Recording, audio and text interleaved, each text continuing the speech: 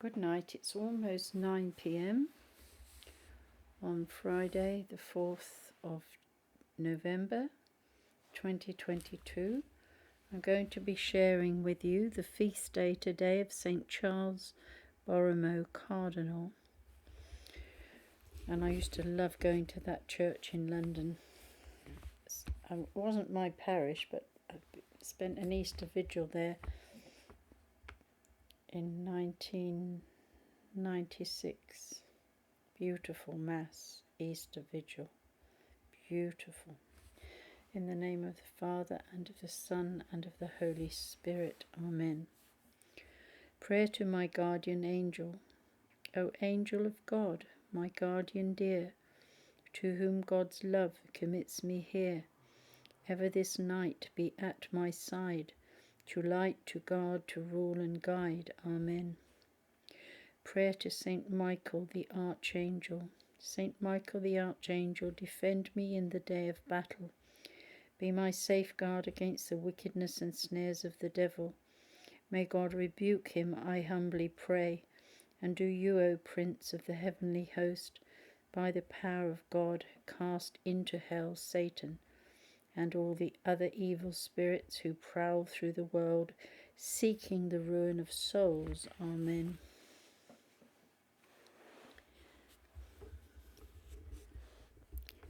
St. Charles Borromeo, Cardinal, Archbishop of Milan and Confessor. His life was originally and accurately written by three eminent persons who had all had the happiness of living some time with him. By two in Latin, Austin of Valerio, afterwards Cardinal and Bishop of Verona, and Charles Bascape or A. Basilica, St. Petri, General of the Barnabites, afterwards Bishop of Novara, and more in detail in Italian by Peter Gusano, a priest of the Congregation of the Oblates at Milan. See also Vagliano Sommario della Vita degli Arcivescovi di Milano in Milano, 1715, and his life by John Baptist Posavini, priest of Mantua. Likewise, Letters di Agata Sfondrata Priors di St. Paolo in Milano, alla Priora de Alenci di St. Marta di Cremona per Ismorte di San Carlo, AD 1584.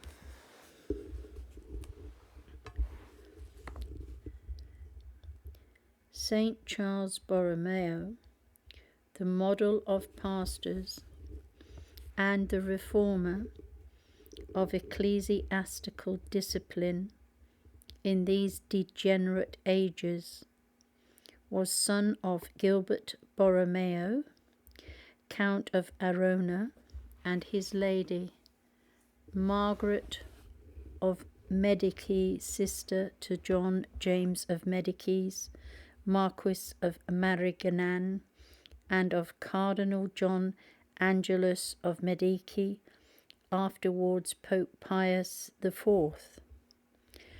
The family of Borromeo is one of the most ancient in Lombardy and has been famous for several great men, both in the church and state. The saint's parents were remarkable for their discretion and piety. Their family consisted of 6 children. Count FREDERIC, who afterwards married the sister of the Duke of Urbino, and our saint, and 4 daughters. Isabel, who became a nun in the monastery called of the Virgins in Milan. Camilla, married to Caesar Gonzago, Prince of Malfetto. Geronima married to Fabrizio, Gesualdi, eldest son, to the Prince of Venosa, and Anne, married to Fabrizio, eldest son of Mark Anthony Colonna, a Roman prince and viceroy of Sicily. All these children were virtuous. Anne, though engaged in the world, imitated all the religious exercises and austerities of her brother Charles, prayed many hours together, with a recollection that astonished everyone, and in order to increase the fund of her excessive charities, retrenched every superfluous expense in her table, clothes, and housekeeping.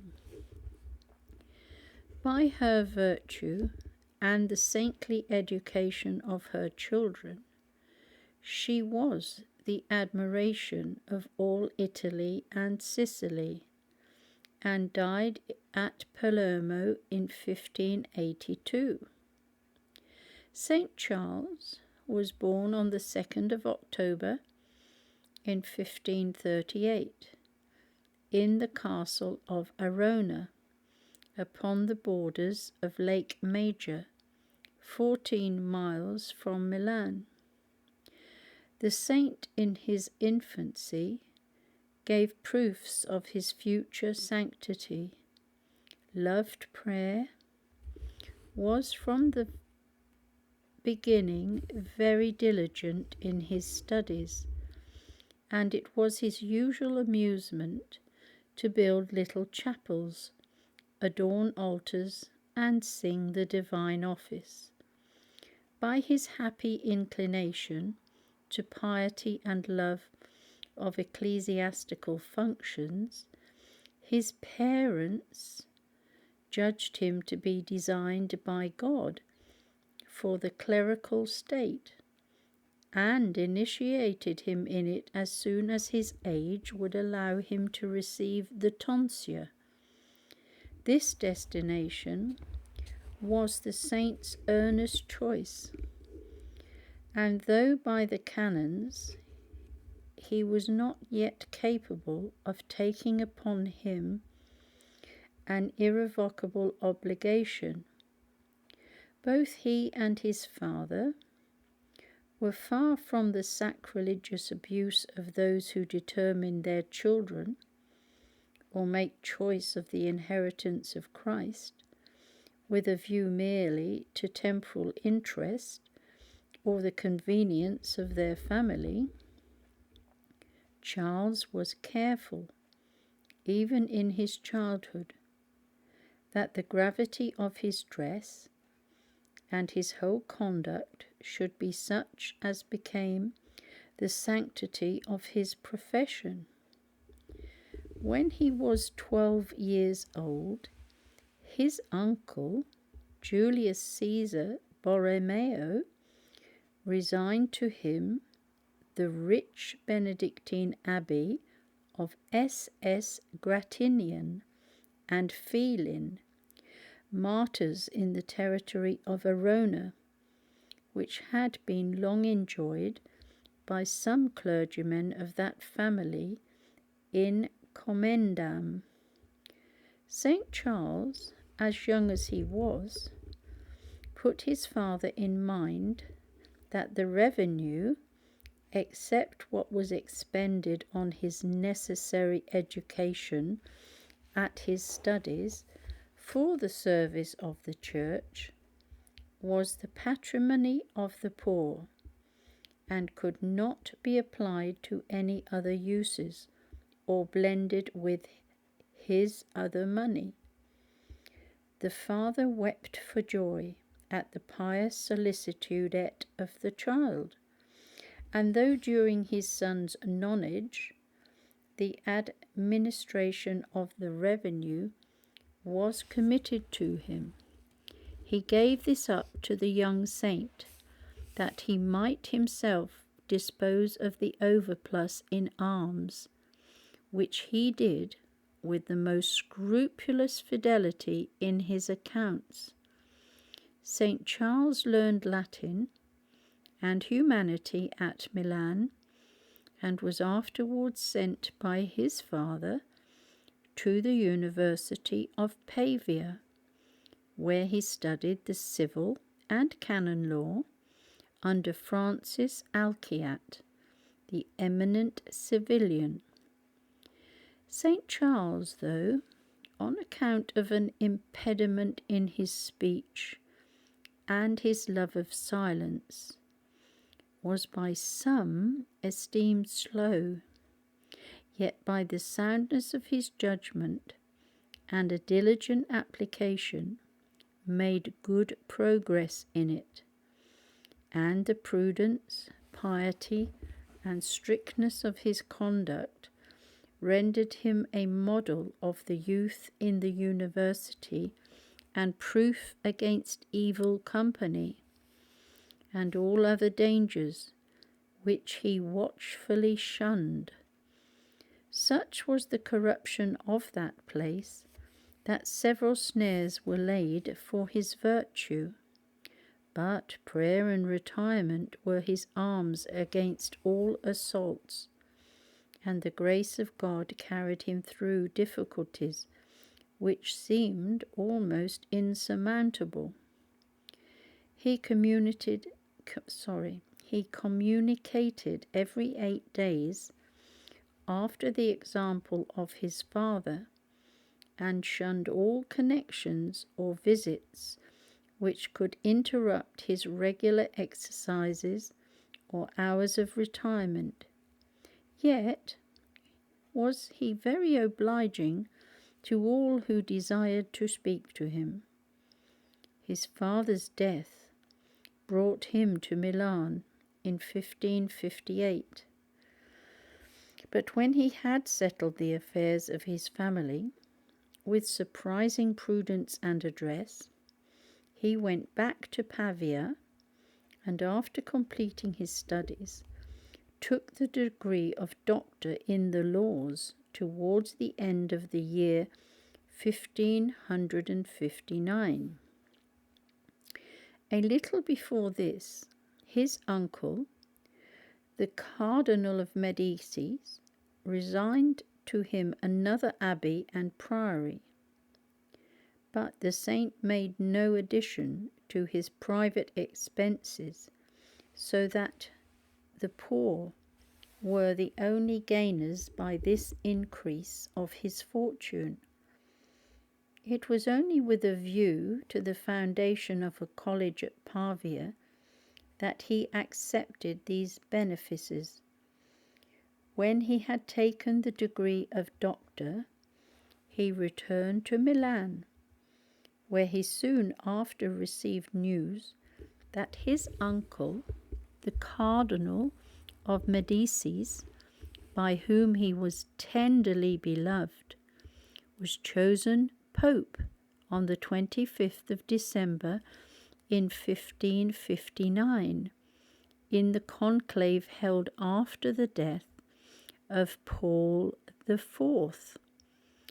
The new Pope, being a patrician of Milan, that city made extraordinary rejoicings and complimented his 2 nephews in the most pompous and solemn manner. St. Charles gave no signs of joy on the occasion, but only persuaded his brother Frederic to go with him to confession and communion, which they did. Count Frederic went to Rome to compliment His Holiness, but St. Charles stayed at Milan, living in the same manner he did before, till his uncle sent for him, and on the last day of the same year created him cardinal, and on the 8th of February following nominated him Archbishop of Milan, when he was in the 23rd year of his age. The Pope, however, detained him at Rome, placed him at the head of the consult or council, with power to sign in his name all requests, and entrusted him with the entire administration of the ecclesiastical state. St. Charles endeavoured as much as possible to decline these posts, and absolutely refused the Camerlingate, the second and most lucrative dignity in the Roman court. But after he was made priest, he accepted the office of Grand Penitentiary, wherein he was to labour for God and the people. He was also legate of Bologna, Romagnola, and the Marquisate of Ancona, and protector of Portugal, the Low Countries, the Catholic cantons of Switzerland, and the orders of St. Francis, the Carmelites, the Knights of Malta, and others. By the entire confidence which his uncle reposed in him, he may be said to have governed the Church during his pontificate, and as he received from him daily the most sensible tokens of the strongest and most sincere affection, so full of the most tender sentiments of gratitude, he constantly made him the best return of duty, tenderness, and affection he was able, and studied by his fidelity and diligence in all affairs to be to him a firm support, and to ease and comfort him in all difficulties and perplexities. The sole end which he proposed to himself in all his actions and undertakings was the glory of God and the good of his Church, and nothing was more admirable in him than his perfect disinterestedness and the little regard he had for the most pressing human considerations. For fear of ever deceiving himself, he had about him several persons of approved wisdom and virtue, without whose advice he took no resolution, and to whom he listened with great humility and prudence. In the government of the ecclesiastical state, he was very careful that provision should be everywhere plentiful and cheap, and that all judges and magistrates should be persons of consummate prudence and inflexible integrity. His patience in bearing contradictions and hearing the complaints of persons of all ranks was a proof of his sincere charity. It is incredible what a multiplicity of business he dispatched, without ever being in a hurry, merely by the dint of unwearied application, by his aversion to idle amusements, and being regular and methodical in all that he did. He always found time, in the first place, for his devotions and sacred studies, and for conversing with himself by reflection and pious reading. He read also some of the ancient Stoic philosophers, and reaped much benefit from the Enchiridion of Epictetus, as he frequently expressed. He was a great patron of learning, and promoted exceedingly all in its useful branches among the clergy, and among other establishments for this end, having also in view to banish idleness out of the Pope's court, he instituted in the Vatican an academy of clergymen and seculars, whose conferences and studies tended to enforce the practice of virtue and to promote sacred learning. St. Charles judged it so far necessary to conform to the custom of the court as to have a magnificent palace, well furnished, to keep a sumptuous equipage, and a table suitable to his rank, and to give entertainments.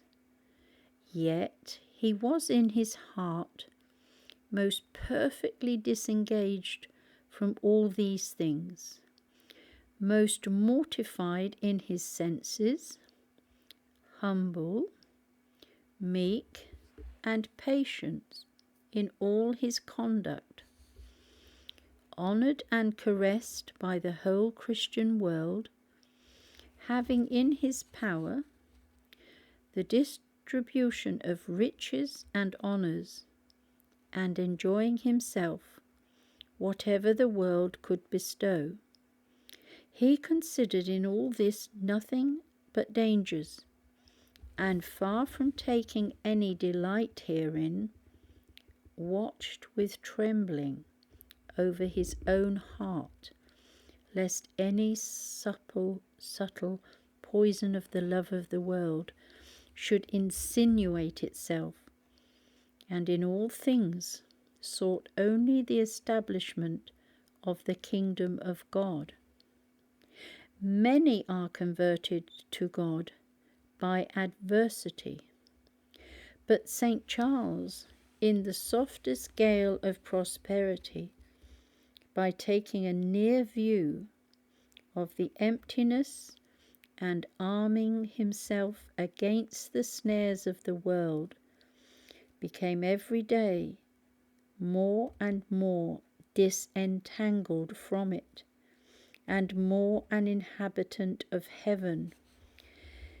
He sighed after the liberty of the saints, and trembled at the sight both of the dangers and of the obligations of his situation.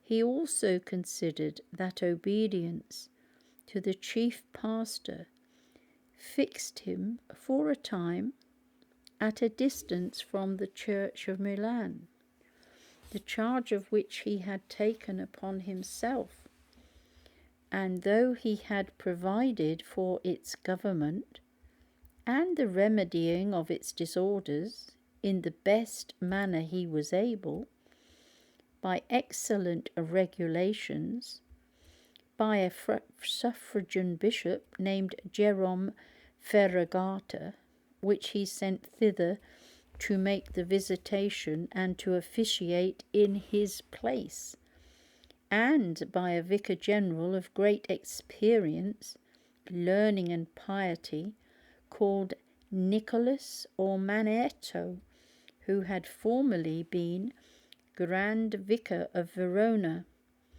had afterwards attended Cardinal Pole in his legation in England, and been there his chief assistant, and after his return would take upon him no other charge but that of a single curacy in the diocese of Verona.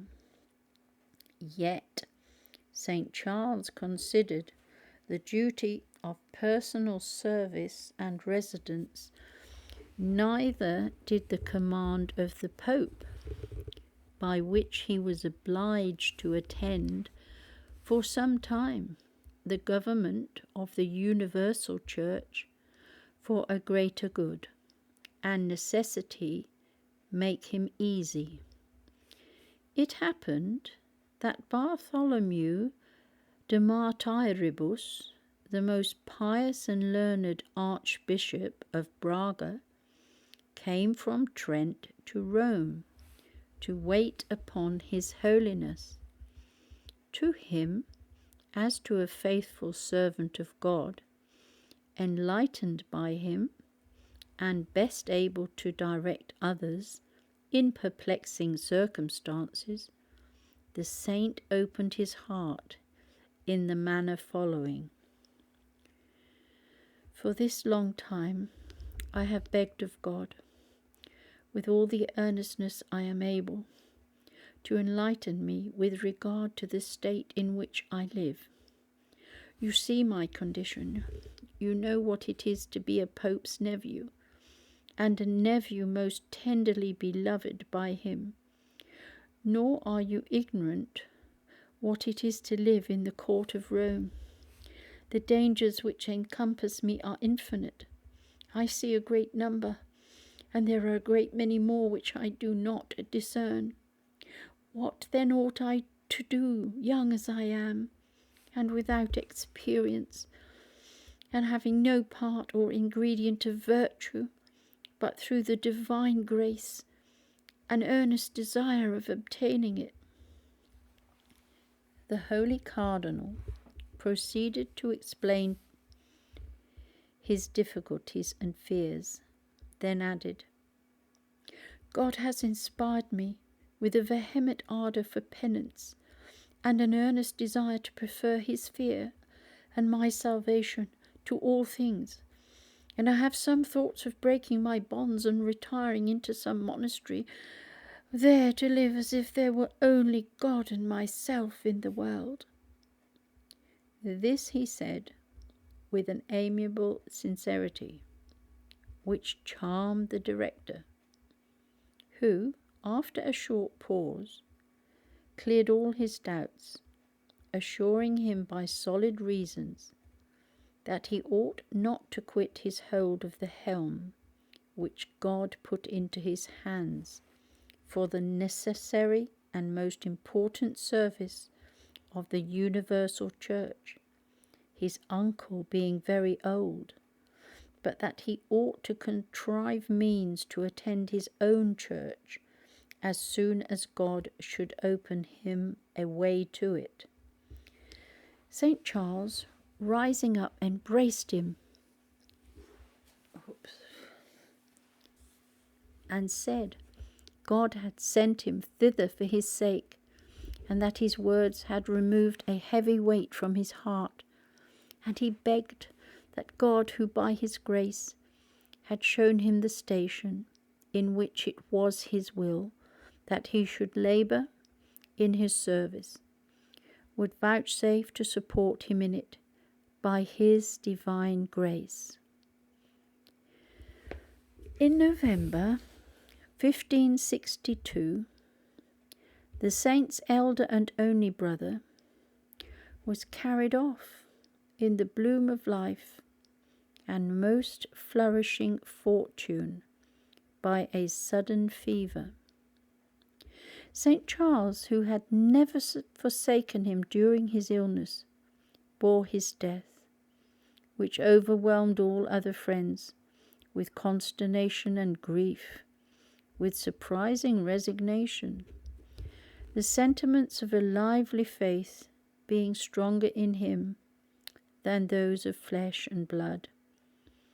In profound recollection, he adored the decrees of Providence, and was penetrated more seriously than ever with a sense of eternity and of the instability of human things. All his friends and the Pope himself pressed him to resign his ecclesiastical dignities and marry to support his family, but more effectually to rid himself of their solicitations. He made more haste to engage himself in orders, and was ordained priest before the end of that year. The Pope soon after created him Grand Penitentiary and Archpriest of St. Mary Major. St. Charles founded at that time the noble college of the Borromeos at Pavia for the education of the clergy of Milan, and obtained several bulls for the reformation of many abuses in ecclesiastical discipline.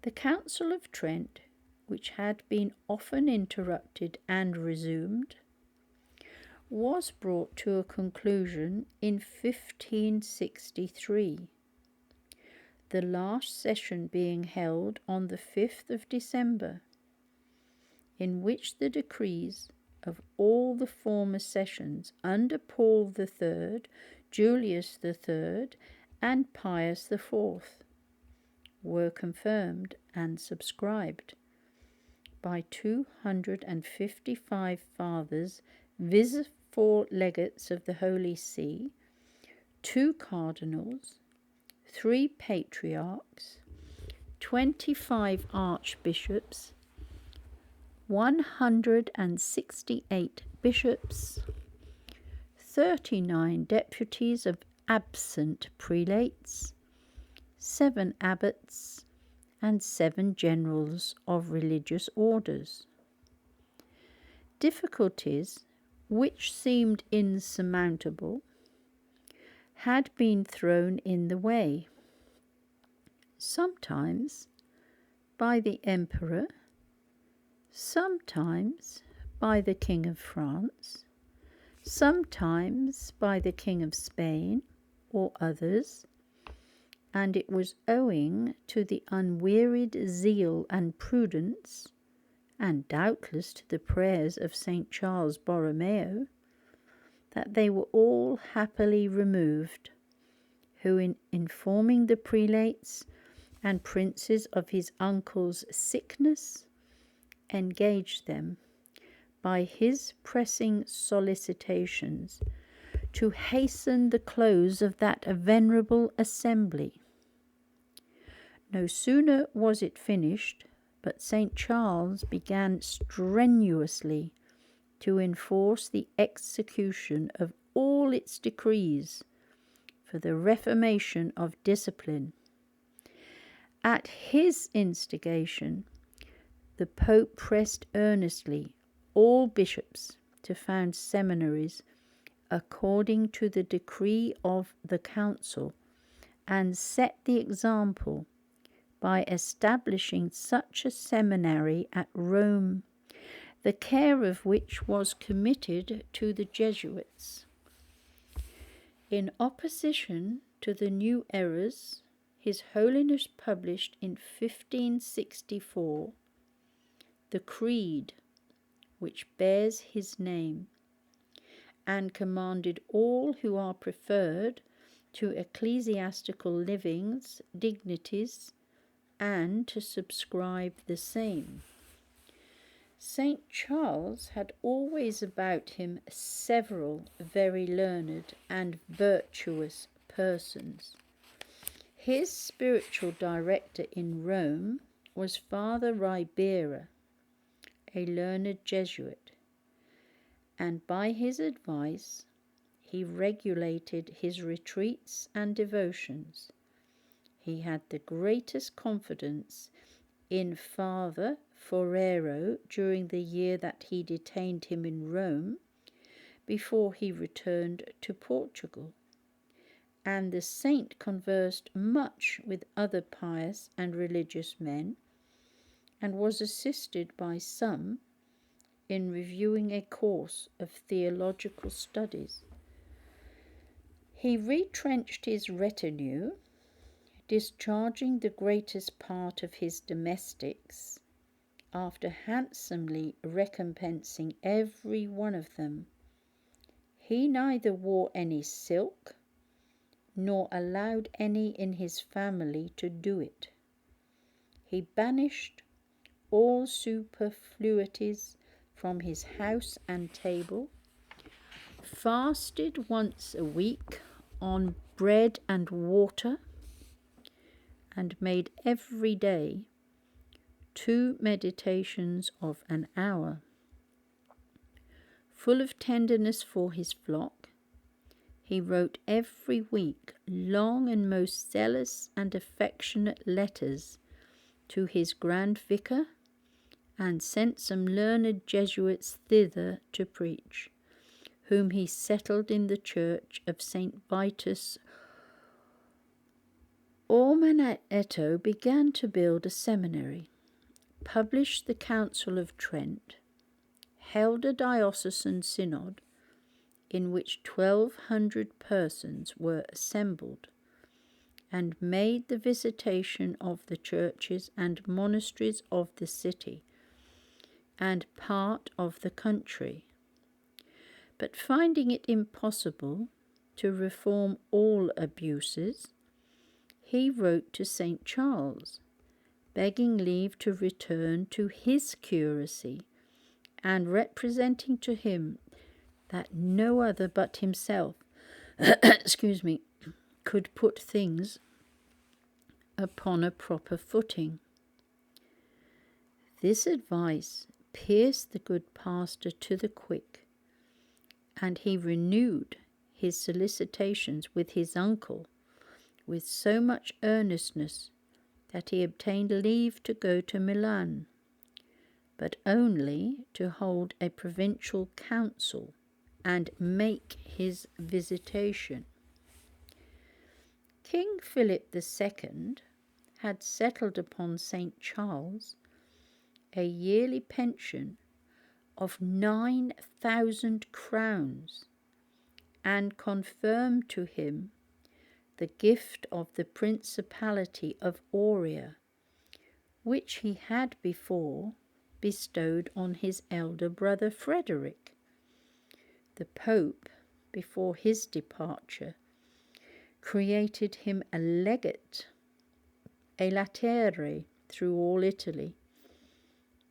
The saint left Rome on the 1st of September in 1565, stopped some days at Bologna, where he was legate, and was received at Milan with utmost joy and pomp that can be imagined, the people calling him in their acclamations a second St. Ambrose. After having prayed a long time, prostrate before the Blessed Sacrament in the great church, he went to his palace and received visits, but made this necessary ceremony of civility as short as possible. On Sunday, he made a pathetic sermon, and soon after opened his first provincial council, at which assisted 2 foreign cardinals and 11 suffragan bishops, among whom were Bernardin Scotti, Cardinal of Trani, Bishop of Placentia, Guy Ferrier, Bishop of Vercelli, to whom St. Charles gave the cardinal's hat in this council by his uncle's deputation.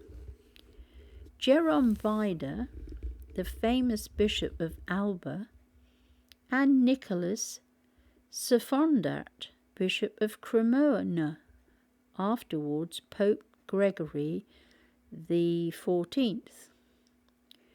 5 suffragan bishops, of whom 2 were cardinals, sent deputies, being themselves hindered from making their appearance. The suffragan see of Ventimille was vacant.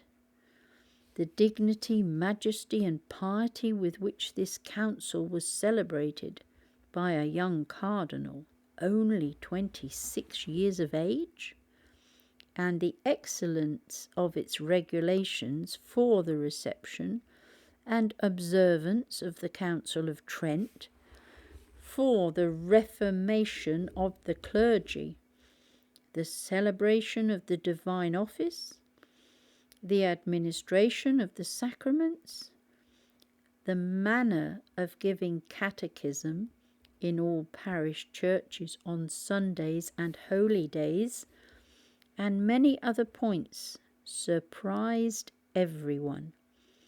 And the Pope wrote to St. Charles a letter of congratulation. When the council was broke up, St. Charles set about the visitation of his diocese, but went through Verona to Trent by the Pope's orders to receive the two sisters of the Emperor Maximilian II, Barbara married to Alphonsus of Este, Duke of Ferrara, and Jane married to Francis of Medici, Duke of Florence. The former he attended to Ferrara, and the latter as far as Firenze in Tuscany, where he received news by an express that the Pope lay dangerously ill.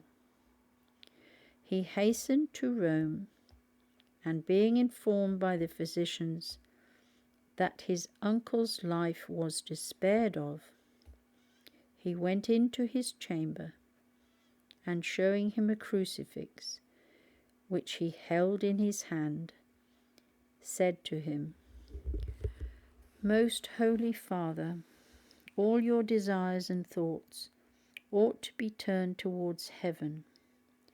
Behold, Jesus Christ crucified, who is the only foundation of our hope. He is our mediator and advocate, the victim and sacrifice for our sins. He is goodness and patience itself. His mercy is moved by the tears of sinners, and he never refuses pardon and grace to those who ask it with a truly contrite and humbled heart." He then conjured His Holiness to grant him one favour, as the greatest he had ever received from him. The Pope said anything in his power should be granted him. "The favour which I most earnestly beg," said the saint, "is that as you have but a very short time to live, you lay aside all worldly business and thoughts, and employ your strength and all your powers in thinking on your salvation, and in preparing yourself to the best of your power for your last passage." His Holiness received this tender advice with great comfort, and the Cardinal gave strict orders that no one should speak to the Pope upon any other subject. He continued by his uncle's bedside to his last breath, never ceasing to dispose him for death by all the pious practices and sentiments which his charity could suggest, and administering himself the viaticum and extreme unction. Pope Pius IV was also assisted in his last moments by Saint Philip Neri, and died on the 10th of December in 1565, being 66 years and 9 months old, and having sat 6 years, wanting 16 days. His last words, as he expired, were, "Lord, now lettest thou thy servant depart in peace." In the conclave, in which St. Charles had much the greatest sway, our saint's conduct was such as convinced his colleagues that he had nothing but the glory of God and the good of the Church at heart, and that the most subtle passions, which so often blind men in their views, and insinuate themselves into their actions, had no place in his heart. At first, he had thoughts of preferring Cardinal Morone, whose moderation, zeal, and experience had recommended him at Trent, or the most pious Cardinal Surlet. But finding obstacles raised, he concurred strenuously to the promotion of St. Pius V, though he was a creature of the Carafass, and consequently esteemed no friend to his uncle and his family. The saint, in his letter to Cardinal Henry of Portugal, giving an account of this election, says that entering into the conclave, he had looked upon it as his principal duty and care to watch over himself with great circumspection, and examined narrowly his heart, for fear of being seduced by any personal affection or interest which might have any secret influence and infect the purity of his views and intention. St. Pius V, who was chosen on the 7th of January in 1566, did all in his power to engage St. Charles to stay at Rome and accept of the same employments which he had enjoyed under his predecessor. But the holy Archbishop feared that even to resign his church, without having remedied the disorders which had taken root in it, would have been to abandon it, and pressed his return to his people with such zeal that the Pope, after having taken his advice for several days, dismissed him with his blessing. St. Charles arrived at Milan in April 1566 and went vigorously to work for the reformation of his diocese. He began by the regulation of his own family, considering that the task would be easier when all he could prescribe to others was already practiced at home. He laboured, in the first place, for the most perfect sanctification of his own soul, the episcopal character being a state of the greatest perfection and sanctity, and was most severe towards himself.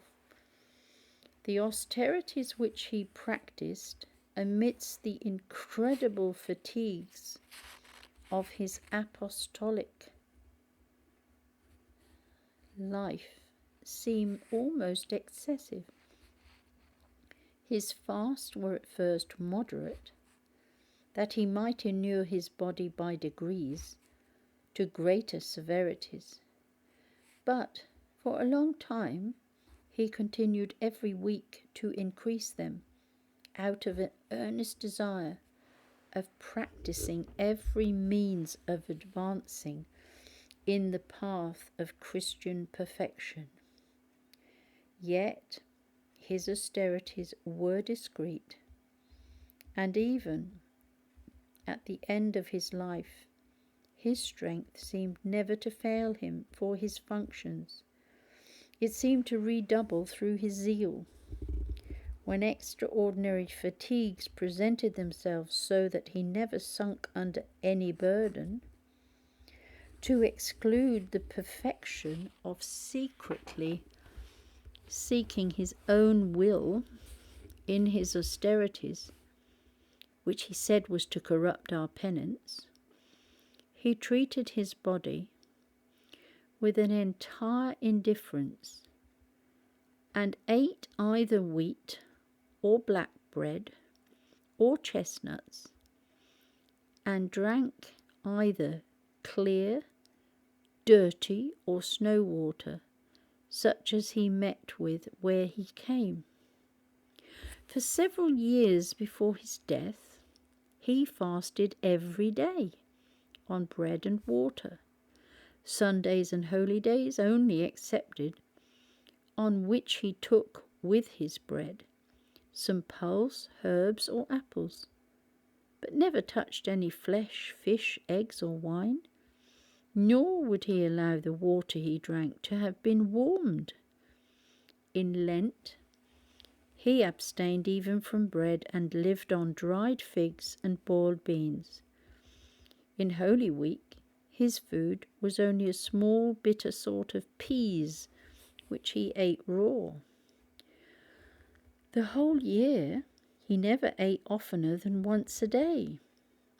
From a violent cold and long sickness, which he had contracted whilst he was a student at Pavia in the 20th year of his age, he was for many years troubled with phlegm, which caused frequent disorders in his health, and which no remedies could cure, till, by this excessive abstemiousness, it was perfectly removed, whence it became a proverb to call a long and rigorous abstinence for the remedy of Cardinal Borromeo.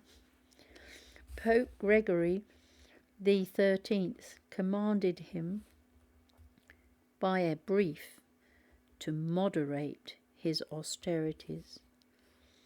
The saint received this order after he had passed the Lent to the last week without any other food than dried figs, and in compliance mitigated some little of his intended rigours in Holy Week. He wrote to His Holiness, declaring his readiness to obey, but assuring him that he found by experience that a spare diet was conducive to his health. Whereupon the Pope left him to his discretion, and the same rigid life he continued to his death. St. Charles constantly wore a rough hair shirt, took very little rest, and before great festivals passed the whole night in watching. When others advised him to allow more to the necessity of nature, he used to say his uncle, John James of Medici, a famous captain, and many other generals, only slept a short time in a chair in the night, and ought not a bishop, who is engaged in a warfare against hell, said he, to do as much? The saint only slept sitting in a chair or lying down upon a rough bed in his clothes, till at the earnest request of the bishops of his province he consented to alter his custom, from which time he lay on a bed of straw, having for his pillow a sack filled with straw, without any other covering than a poor counterpane stuffed with straw, and 2 coarse sheets laid on a straw bed. His patience in bearing cold and all other hardships he carried to a like excess. When one would have a bed aired for him, he said with a smile, "The best way not to find the bed cold is to go colder to bed than the bed is." The Bishop of Asti, in his funeral oration, said of him, "Out of his revenues he expended nothing for his own use, except what was necessary for buying a little bread and water for his diet and straw for his bed. When I attended him in making a visitation in the valley Mesolcina, a very cold country, I found him studying in the night in a single black tattered old gown. I entreated him, if he would not perish with cold, to put on some better garment. He answered me, smiling, "What will you say if I have no other? The robes which I am obliged to wear in the day belong to the dignity of cardinal, but this garment is my own, and I will have no other either for winter or summer." Out of the most scrupulous love of purity, he would never suffer any servant to see his arm or foot, or any other part of his body that was usually covered, bare. Neither would he speak to any woman, not even to his pious aunt or sisters or any nun, but in sight at least of 2 persons, and in as few words as possible. Seeing one of his chaplains drink once out of meals, he severely chid him, saying, "It is better to suffer a thirst than to gratify sensuality."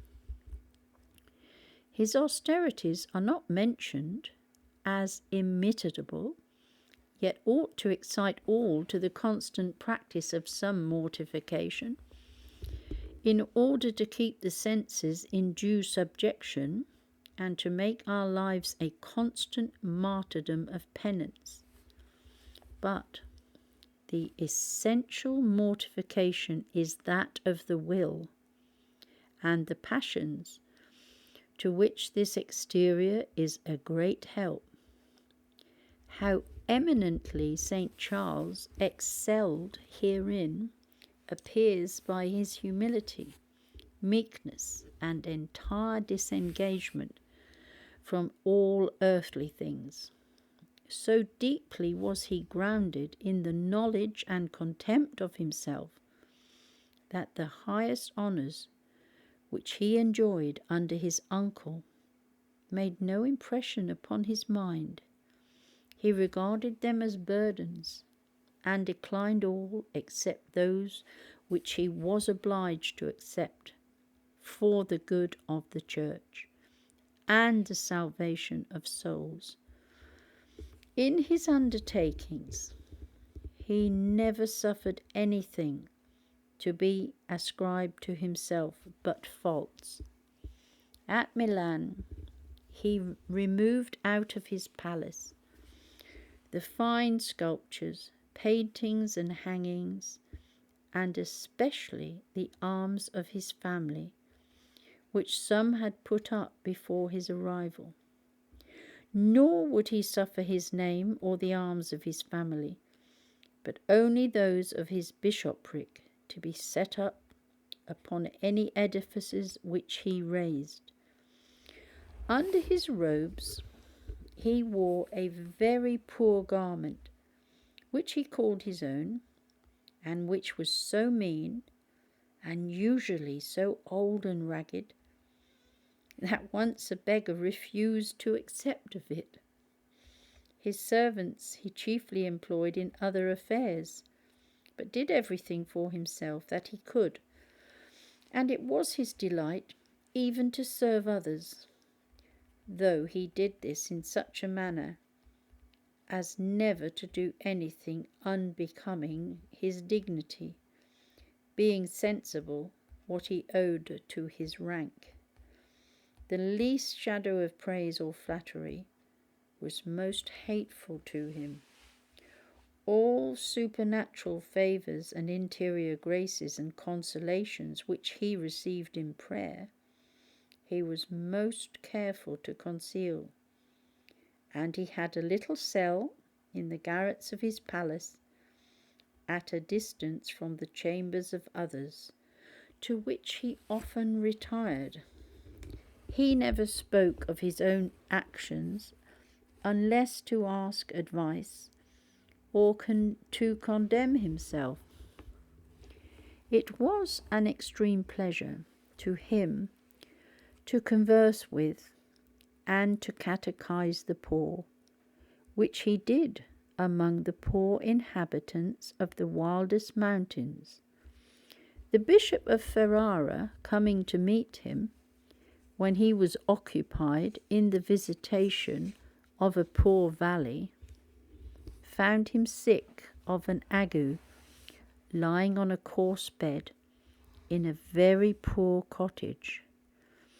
At the sight he was so struck as to be scarce able to speak. St. Charles, perceiving his confusion, told him he was treated very well, and much better than he deserved. The accent with which he spoke this astonished the bishop much more than what he saw. If he was put in mind of any fault, he expressed the most sincere gratitude, and he gave a commission to 2 prudent and pious priests of his household to put him in mind of everything they saw amiss in his actions, and he often begged that favour of strangers. The sweetness and gravity with which he reproved or exhorted others was the fruit of his sincere humility and charity.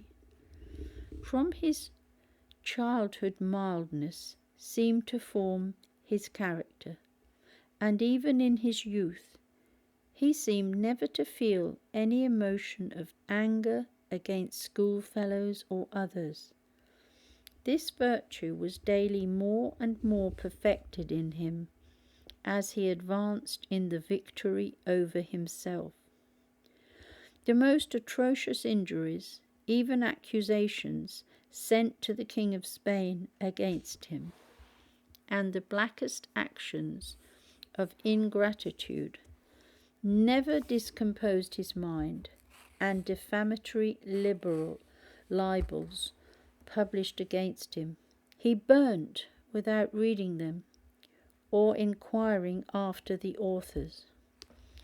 A certain priest, who took delight in finding fault with his actions, he kept constantly in his family, treated him with the greatest regard, and in his will left him a pension for life upon his estate.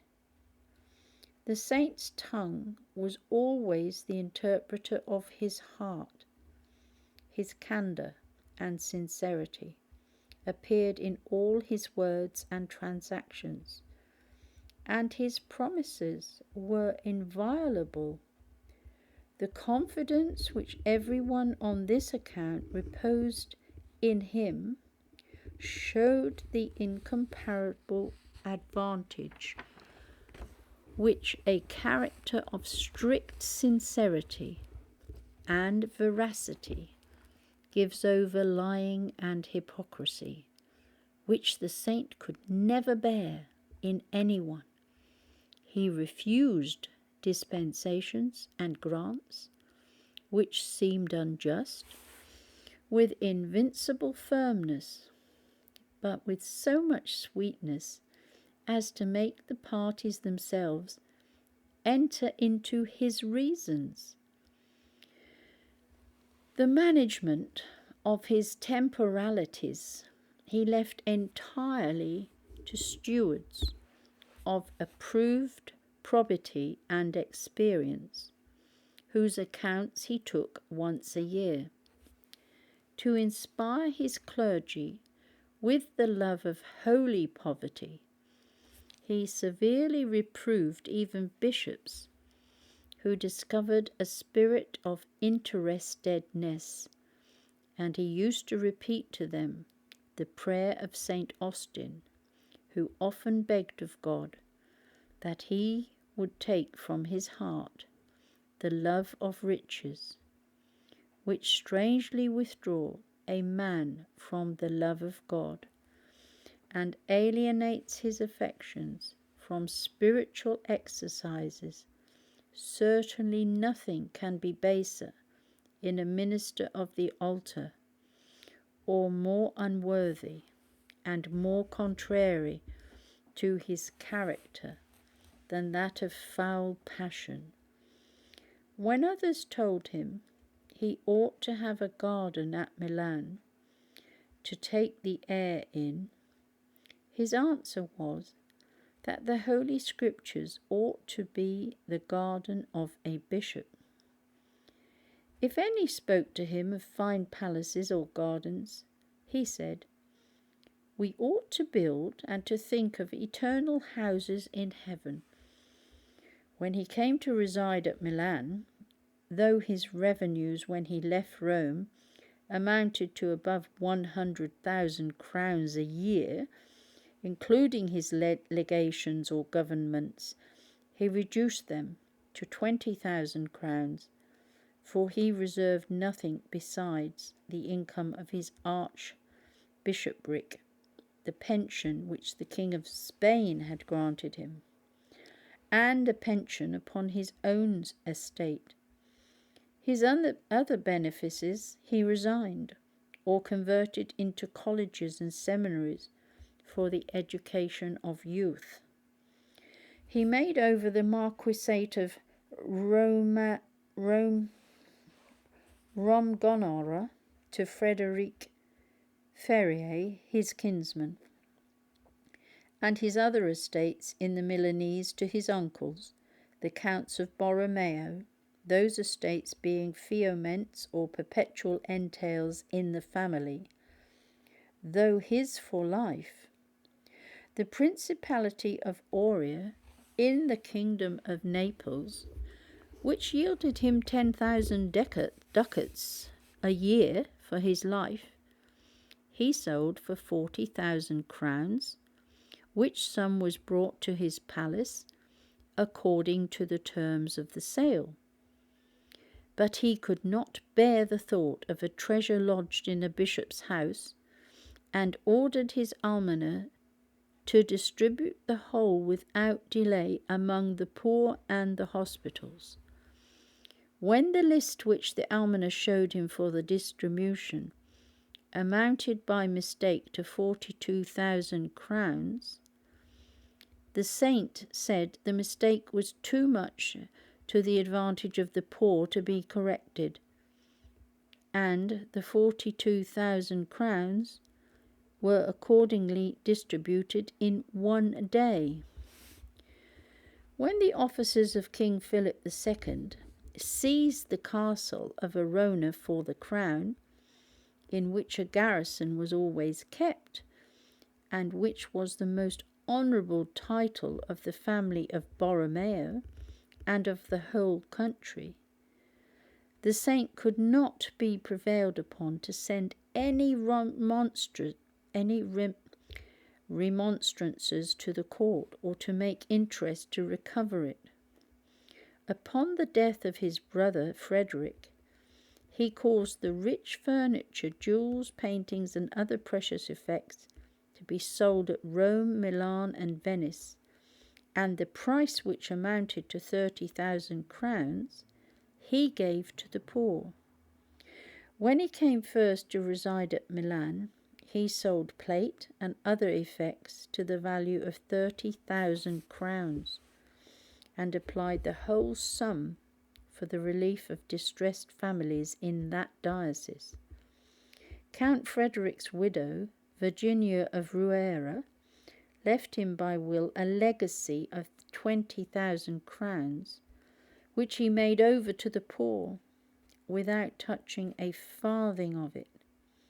His chief almoner, who was a pious priest, named Julius Petrucci, was ordered to give among the poor of Milan, of whom he kept an exact list, 200 crowns a month, besides whatever extraordinary sums he should call upon the stewards, for which were very frequent and so great that they were obliged to contract considerable debts to satisfy them, of which they often complained to St. Charles, but could not prevail with him to moderate his alms. The saint would never suffer any beggar to be dismissed without some alms, wherever he was. Hospitality the saint looked upon as a bishop's indispensable duty, and he was most obliging and liberal in entertaining princes, prelates, and strangers of all ranks, but often at the table at which his upper family ate all together, and without dainties or luxury, and he endeavoured as much as possible to conceal his own abstemiousness, of which he would not suffer the least sign to be given or notice taken, every one being free to eat as he pleased at his table. His liberality appears in many monuments, which yet remain at Rome, Milan, and in many parts of that diocese. The church of St. Praxedes at Rome, which gave him the title of Cardinal, was magnificently repaired and almost rebuilt by him. He adorned the church of St. Mary Major, of which he was archpriest. At Bologna, whilst he was legate there, he built the public schools in a stately and finished manner, with a beautiful fountain in the middle of the city. At Milan, he did many things to adorn the metropolitical church, and built houses for all the canons of an admirable architecture, with a subterraneous passage for them to go to the church without being seen by anyone. Also a dwelling place for the rest of the clergy of that church, and the archiepiscopal palace, chapel, prisons, and stables, the great seminary at Milan, and 2 other seminaries there, 3 more in other parts of the diocese, the convent of Capuchina, whom he established at Milan, with apartments for his clergy to make retreats there, near one of his seminaries. He settled at Milan the Theatins, also the Jesuits, whose college of Brera he founded in Milan, and to whom he made over for the foundation of their novitiate his abbey of St. Gratinian at Arona. It would be tedious to enumerate the pious settlements he made for his oblates, and the churches, hospitals, and other public buildings, which he repaired or adorned. The revenues of his archbishopric he divided into 3 parts, one of which was appropriated to his household, another to the poor, and the third to the reparation of churches. And the account of these revenues, to the last farthing, he laid before his provincial councils, saying he was no more than the administrator and steward. The saint expressed always a particular joy when he found any opportunity of serving his enemies or of returning good for evil. This watchfulness over his heart against all inordinate affections made him also watchful in his words, in which he was very sparing and careful, never to say anything superfluous, fearing to misspend or rob from the great obligations of his charge. One moment of his time he laid it all out in serious employments at table, or while his hair was cutting. He listened to some pious book that was read to him, or he dictated letters or instructions. When he fasted on bread and water, and dined in private.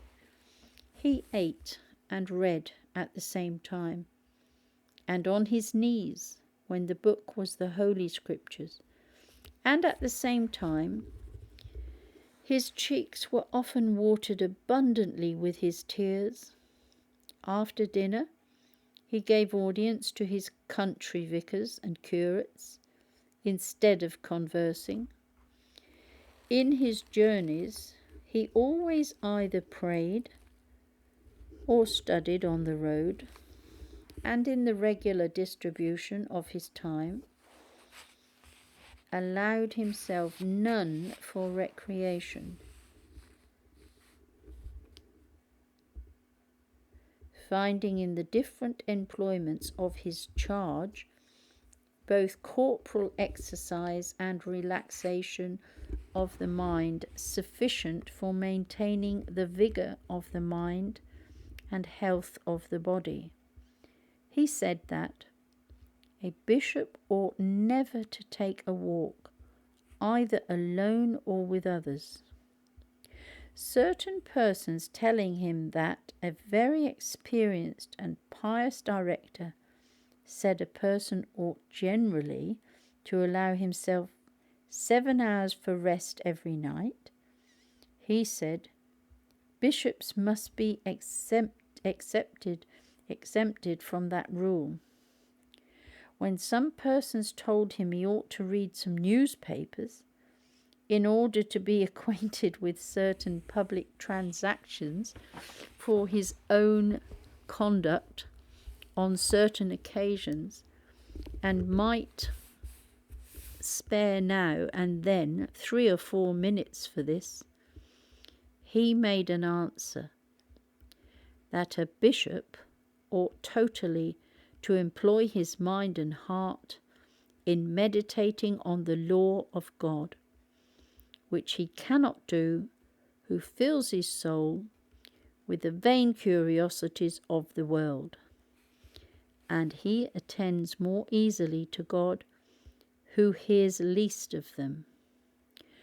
To make recreations an employ, or to give them any considerable time, or to indulge an eagerness or passion after hearing news, is a vicious and vain curiosity, sloth and dissipation of mind, most pernicious to the spirit of devotion, and particularly contrary to the gravity and sanctity of a clerical state.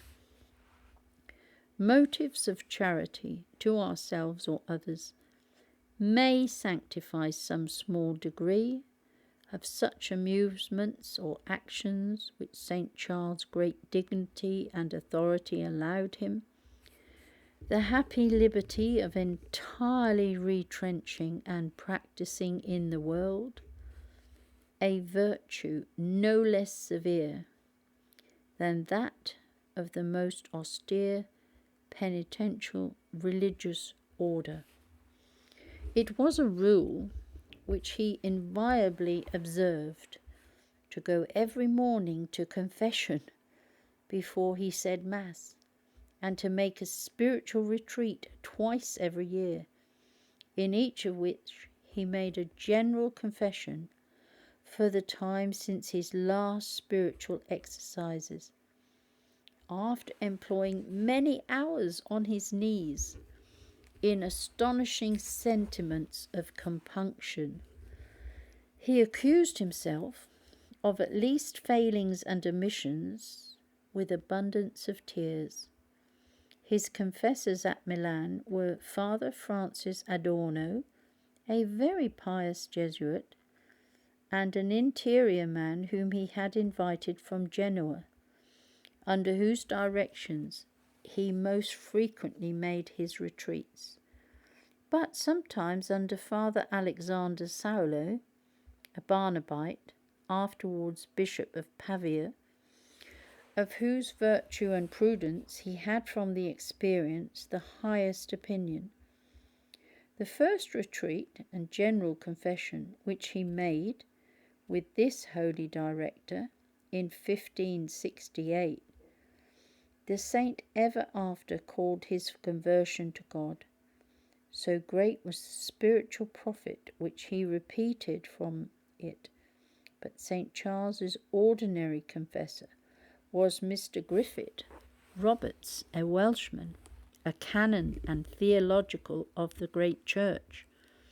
A priest, from once hearing the saint's confession, might learn the most perfect lessons of his duties in all his actions, nor could those who had any acquaintance with his interior sufficiently admire the purity of his conscience, the wonderful light with which he discerned the least failings, or the fervour of his compunction, and the sincerity of his humility, by which he esteemed himself the last of creatures, and of all others the most unfaithful and ungrateful to God.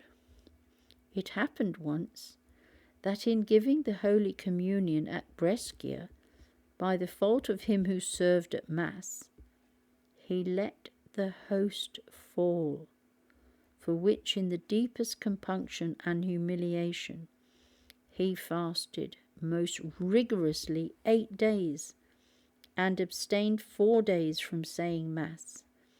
Except on this occasion, he never omitted to say Mass every day, even in his journeys and the greatest hurries of business, unless in extreme fits of illness, and then he at least received every day the Holy Communion. Out of respect and devotion to the adorable sacrifice, he always kept a rigorous silence, unless some important business intervened. From the evening prayer and the meditation till the next day after Mass, and his long thanksgiving, he prepared himself to offer the sacrifice by the sacrament of penance and by many vocal and mental prayers, and used to say that it was unbecoming a priest to apply his mind to any temporal business before that great duty.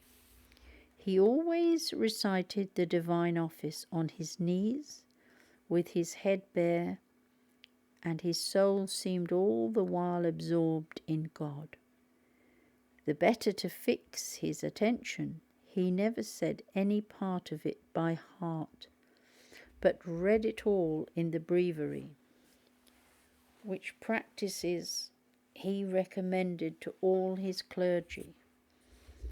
He never would be excused from any part of it in any sickness, how grievous soever, except the day before he died, and on that would have his chaplain recite it by him upon his knees, and attend to it with great devotion. He always said each part as near as might be to the canonical hour to which it corresponded, but on Sundays and holidays sung it all in choir in the great church, and passed there the greatest part of those days after the public office on his knees before a private altar.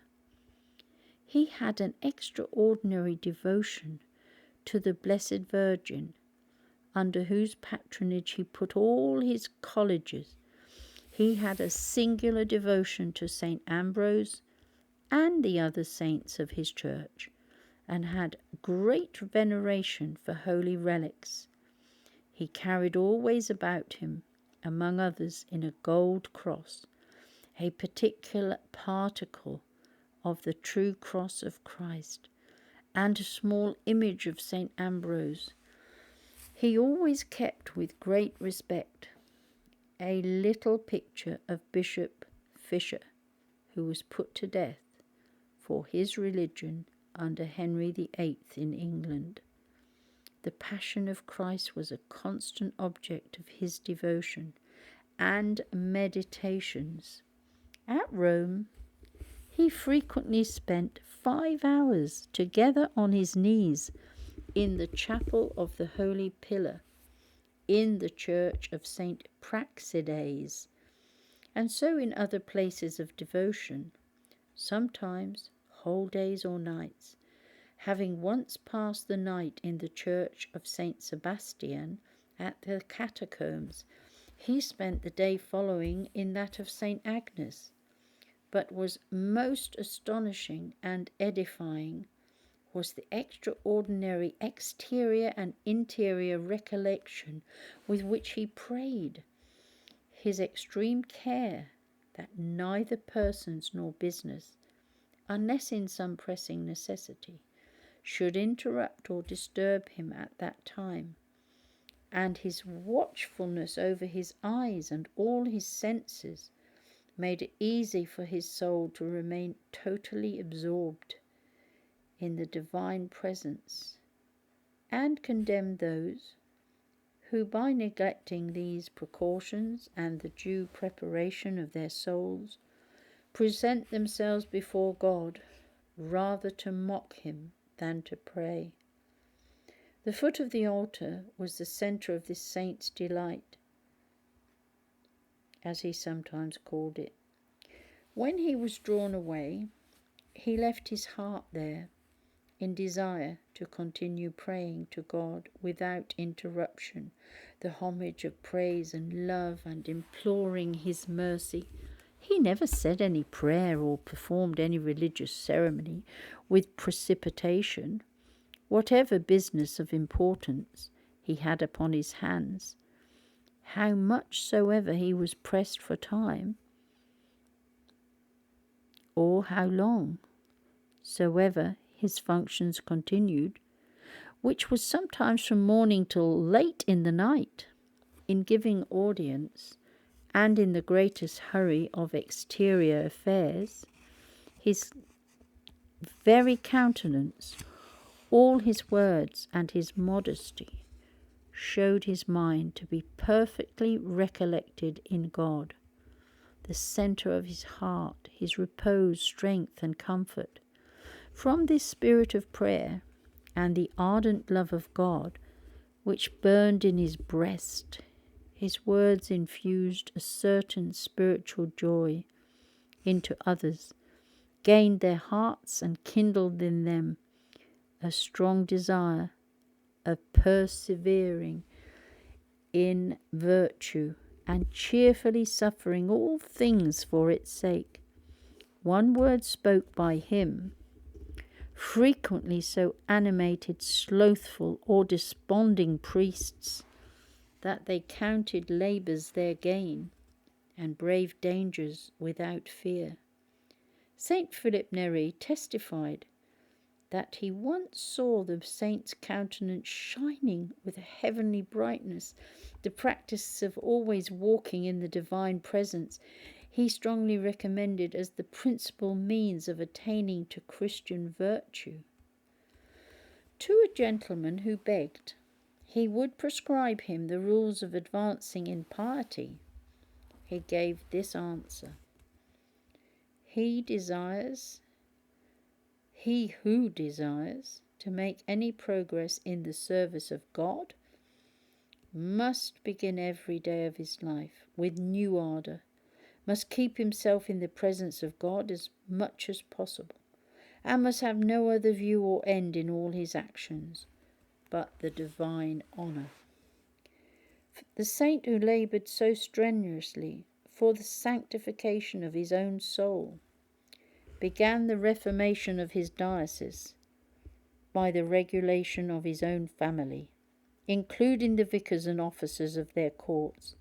It consisted of about 100 persons, the greatest part being clergymen whom he employed in his own affairs and in those of his diocese. All the priests were obliged to go to confession once a week, the others at least once a month, and communicate at the Archbishop's hands. The priests said Mass every day, all assisted every day, at regular prayers at night and morning, meditations and pious reading, abstained from flesh all Wednesdays and all Advent, fasted many vigils besides those of precept, and on fast days had no regular collation, but those that called for it were allowed to take 1.5 ounces of bread. No person in his family was ever to expect any benefice from him. So much did he dread the danger of simony, stealing into, say, one's intention in serving him. When one of them had obtained a small benefice from his grand vicar, St. Charles discharged him, though he had a good opinion of his learning and virtue, and afterwards recommended him to another bishop. All were allowed handsome salaries, and were strictly forbid to receive presents from anyone. Idleness was banished his house, and those who at any time were not employed were obliged to read the lives of the saints or other pious books.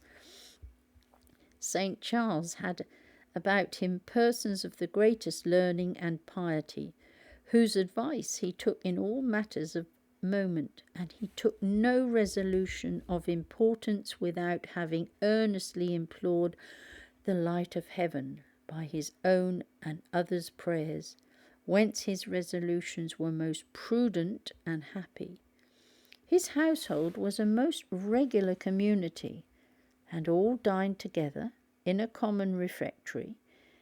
Out of the clergy that composed his family, 12 became eminent bishops, and many were employed by popes in quality of nuncios and in other great posts in the government of the church.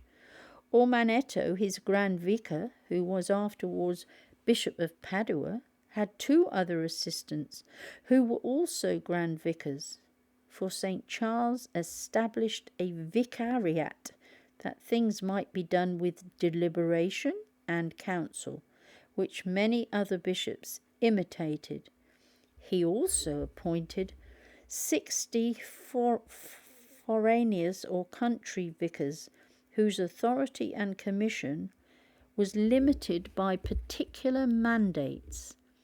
These were mostly the rural deans. They held frequent conferences and inspected the behaviour of the curates under their jurisdiction, admonished them of their faults, and, if necessary, informed the Archbishop or Vicar General. The diocese of Milan, when the saint arrived in it, with regard to ignorance and disorders, was in the most deplorable condition. The great truths of salvation were little known or understood, and religious practices were profaned by gross abuses and disgraced by superstition. The sacraments were generally neglected. The priests scarce knew how to administer them, and were slothful, ignorant, and debauched, and the monasteries were full of disorder. St. Charles, by 6 provincial councils and 11 diocesan synods, also by many pastoral instructions and mandates, made excellent regulations for the reformation of the manners both of the clergy and people, which all zealous pastors have since regarded as a finished model, and have studied to square their conduct by them. Preaching being the means established by God for the conversion of souls, and the principal obligation of a pastor, St. Charles applied himself to it with an unwearied zeal, though everything in this function cost him much time and pains. A natural impediment in his speech seemed to disqualify him for it, yet this he overcame by much labour and attention. By his disputations and harangues in the Vatican Palace, he perfectly overcame a natural bashfulness and timidity, which at first gave him great difficulty.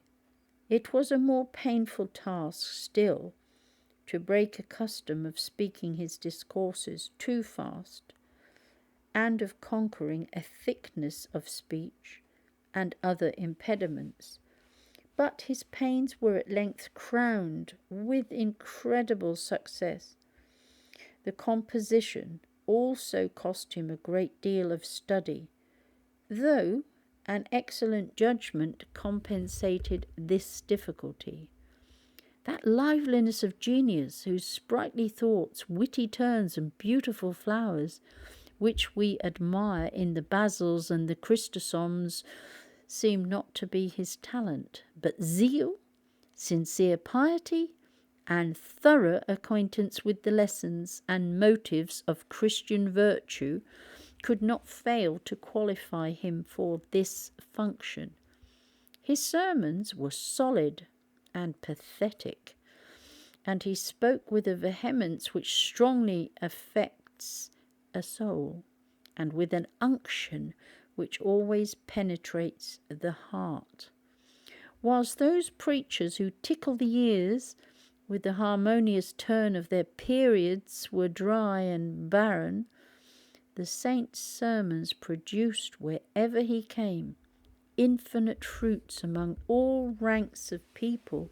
He preached every Sunday and holiday, and often in his visitations 2 or 3 times a day. The saint's zeal is in procuring that all children and others throughout his diocese should be perfectly instructed in the catechism or Christian doctrine, was fruitful in expedients to promote and perpetuate this most important duty of religion.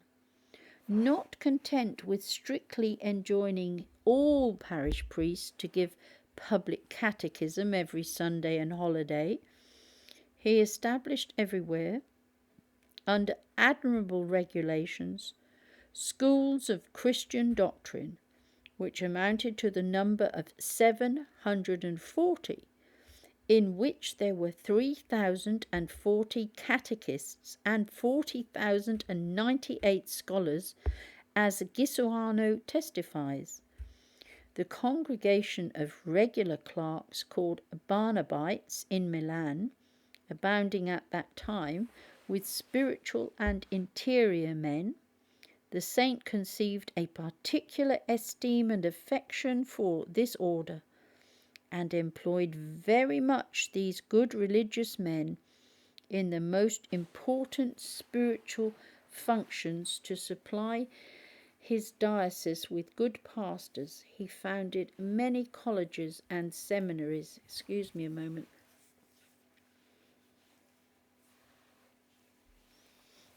And with the same view, instituted in 1578 the congregation of secular priests called Oblates of St. Ambrose, because they voluntarily offer themselves to the bishop, making a simple vow of obedience to him, and being ready at his discretion to be employed in any manner whatever in labouring for the salvation of souls.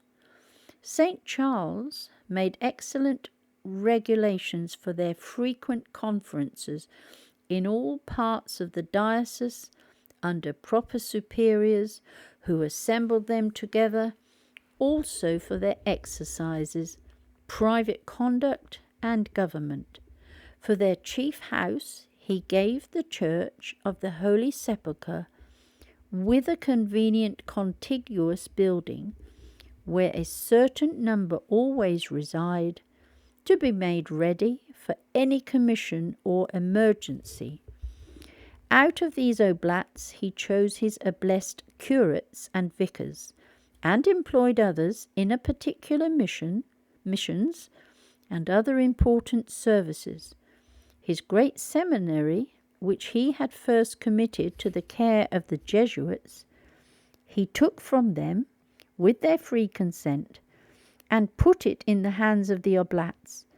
He associated several pious ladies of Milan in regular exercises of devotion and Christian perfection, by whose examples others were engaged to spend much time devoutly in churches, to assist all the sermons they could, and to be always taken up with serious employments, and withdrawn from that fatal sloth and round of dangerous amusements, which many seem to look upon as a privilege of their rank, as if this could make void the maxims of the gospel, or exempt any Christian from the obligation of his baptismal engagements. These sacred vows, made by every one at the font, St. Charles often inculcated and induced persons to renew them frequently in a solemn manner, with incredible fruit. Immediately after his first provincial council, he began the visitation of his diocese with the churches of Milan. Several monasteries, especially of nuns that were subject to the superiors of their own order, refused to give him admission and opposed the rules of Reformation which he prescribed them. It cost him infinite trouble to effect his good designs amongst them, but no entreaties or interest could soften him, nor were dangers and difficulties which would have discouraged any other person able to slacken his vigorous endeavours, which were at length crowned everywhere with success. Some nunneries, which before were under the obedience of their order only, by special bulls which he procured, he subjected to the archiepiscopal jurisdiction. Every one of these undertakings was a work of time and much labour, and cost the prelate many prayers and tears. The reformation of his chapter was his first essay, and he established the divine service in the metropolitical church with the most edifying devotion and in the utmost splendour, and obliged the canons to give constant attendance in the choir. In 1567, the saint had a contest with the officers of justice. Certain lay persons who lived in public adultery or kept concubines and could not be reclaimed by remonstrances were imprisoned by his order. The Senate threatened the sergeants of the archiepiscopal court for this action, and one of the king's judges caused their barigel or provost to be apprehended and punished in a public square with 3 strapadaos.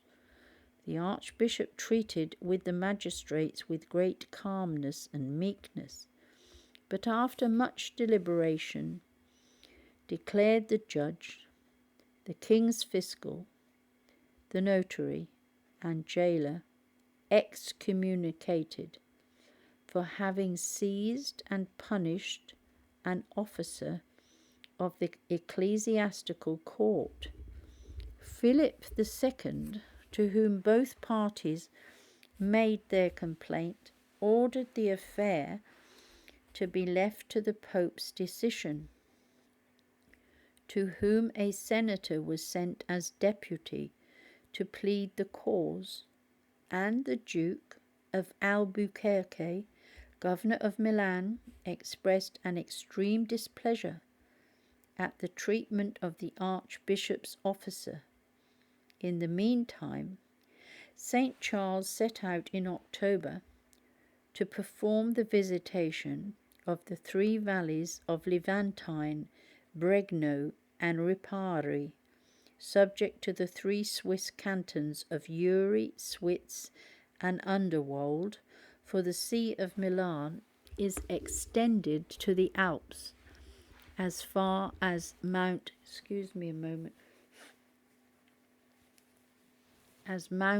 St. Gothard's.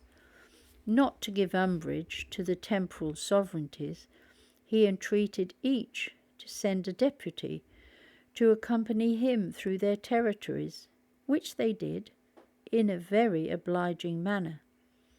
These valleys had been, as it were, abandoned by former archbishops, were full of disorders, and the priests there were more corrupt than the laity. The saint travelled through snow and torrents, and over rocks which were almost inaccessible, having iron spikes on his shoes to climb them, and suffering with joy, cold, hunger, thirst, and continual weariness. He preached and catechized everywhere, displaced the ignorant and scandalous priests, and put in their room others endowed with learning, zeal, and piety, who were capable of restoring the faith and morals of the people to their original purity. In some corners of his diocese, the Zwinglian heresy had got footing. To them he made his way through incredible difficulties, reconciled many to the Church, and settled all this northern part of his diocese in very good order. His method of making his visitation was as follows. He always travelled on horseback or on foot, had never more than 6 horses with him, and every one carried his own little necessities for his own horse before him. He had no mules, but was followed by a horse loaded with a sack full of books. He called at no houses of noblemen or gentlemen, and lodged in those of the curates, how mean soever they were, often lying himself on some table, and yielding the beds to those that attended him. At dinner he would only allow a pottage, some fruit, and 1 dish of meat to be served up, though he never touched the meat himself, and in the last years of his life subsisted only on bread and water, which he took privately in his chamber, and did not make his appearance at table. Certain priests went before him to prepare the people to receive the Holy Communion, which he gave to all himself. He allowed himself no interval of repose from his functions except a short time in the night, and he inquired into the necessities, both corporal and spiritual, even of particular persons in every parish, took down some account of them, and afterwards would be informed how the evils he had observed had been remedied. In 1568, he took in hand the reformation of the Humiliati, a religious order of which he was the protector. Their institute was founded by certain gentlemen of Milan in 1134, who, with the consent of their wives, made religious vows. They adopted the rule of St. Bennet with certain particular constitutions, and their order was approved by Innocent III in 1200. In the beginning of the 16th century, they fell into such relaxations that in 90 monasteries they had only 170 monks. The superiors, who were called provosts, spending the revenues and living at discretion, St. Charles procured 2 briefs from the Pope, by which he was empowered to ordain and execute what he thought necessary for their reformation, and he published regulations for that purpose in a general chapter of the order, which he assembled at Cremona. The monks received them willingly, but the provosts and lay brothers obstinately refused to submit to them. Our saint also assembled the Franciscans, called conventuals, in their convent at Milan, and published decrees for the reformation of certain abuses among them, for which he was authorized by Pope Pius V. Upon hearing his new regulations, some of the friars got up, and by their outrageous clamours and running to the bells, raised a furious uproar, threatening the cardinal himself if he proceeded. He therefore calmly withdrew for the present, but afterwards carried every point into execution, and united their several branches into one body.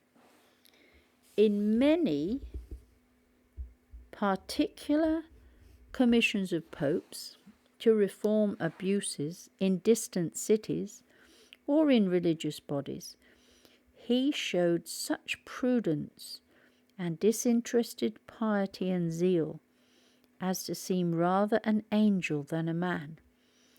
In 1568, he held a diocesan synod. His method was first to inform himself of the necessities of every part of his diocese by previous assemblies of 60 country vicars. The synod continued 3 days, in which he published several regulations and preached to the curates twice every day, whom he always wonderfully inflamed with sincere piety, disinterested zeal, and ardent charity. In 1569, he assembled his second provincial council and obliged a bishop of his province, who was a cardinal, and excused himself upon various pretences to assist at it. On another occasion, he obliged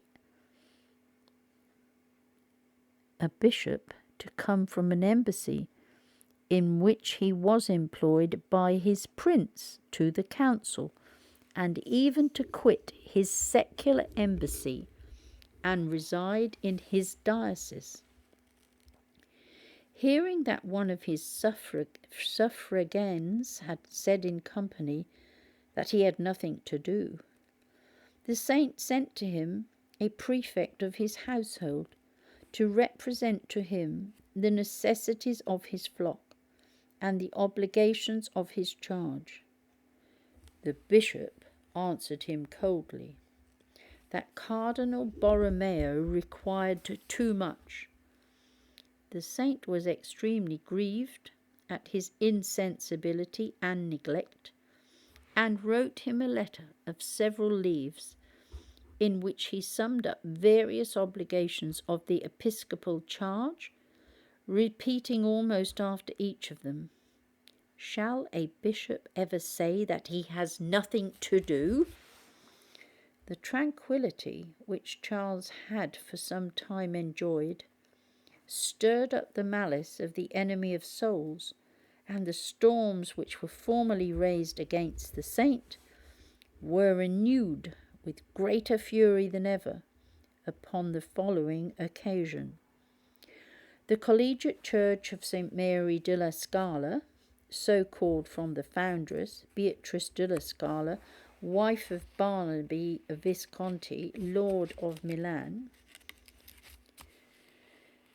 enjoyed great privileges and exemptions which had been obtained from the Apostolic See by Francis Sforza II, Duke of Milan, a munificent benefactor. The conduct of some of these canons Not being conformable to their state, St. Charles consulted able canonists at Milan and the Pope himself, who all answered him that he had a right, in quality of Archbishop, to make the visitation of this church, and in case of misdemeanours, to proceed against any of the clergy belonging to it. The Archbishop therefore went to the church in solemnity to make a canonical visitation, but was thrust from the door by the canons, and the cross which was carried before him, and which in the tumult he had taken into his own hands, was shot at. One of their party caused a bell to be rung, then declared that the Archbishop had incurred suspension and other censures for having violated the privileges of their church. The Grand Vicar, upon the spot, pronounced a sentence of excommunication against the authors of this insult, which the Archbishop confirmed the next day in the great church, after having spent a long time in prayer at the foot of the altar. Most of the king's judges and the Senate warmly espoused the cause of these canons, and sent the most virulent invectives against the Archbishop to the King of Spain, accusing him of ambition and high treason in invading the king's rights, this church being under the royal patronage. The governor of Milan wrote to Pope Pius V in the strongest terms, threatening to banish the cardinal as a traitor. The Pope answered him that nothing could be more glorious to the cardinal than to suffer banishment and death in the faithful discharge of his duty and in labouring to exterminate vice and abuse from the sanctuary, and that the devil had stirred up this persecution to hinder the good effect of the Archbishop's zealous endeavours and upright intentions. Nevertheless, His Holiness was very reserved in declaring in favour of the cardinal, and it is incredible how virulent and outrageous his enemies at Milan were in their invectives. The saint never spoke of any of them but with regard and tenderness, and in justifying his conduct to the Pope and King of Spain, discovered his charity towards his persecutors. All this time he ceased not to pray and weep for them, and to beg of God that no resentment might find place in his heart. At length the king wrote to the governor, ordering him to repeal an edict which he had published injurious to the ecclesiastical jurisdiction, and to support the Archbishop, saying he was much obliged to him for the trouble he took for the reformation of the canons of Scala, which undertaking he begged he would accomplish. Hereupon the governor was reconciled to the saint, and the provost of the canons, who had been the least guilty, begged and received absolution from his censors. The canons persisted, some time obstinate, but at length submitted, and were absolved by the saint.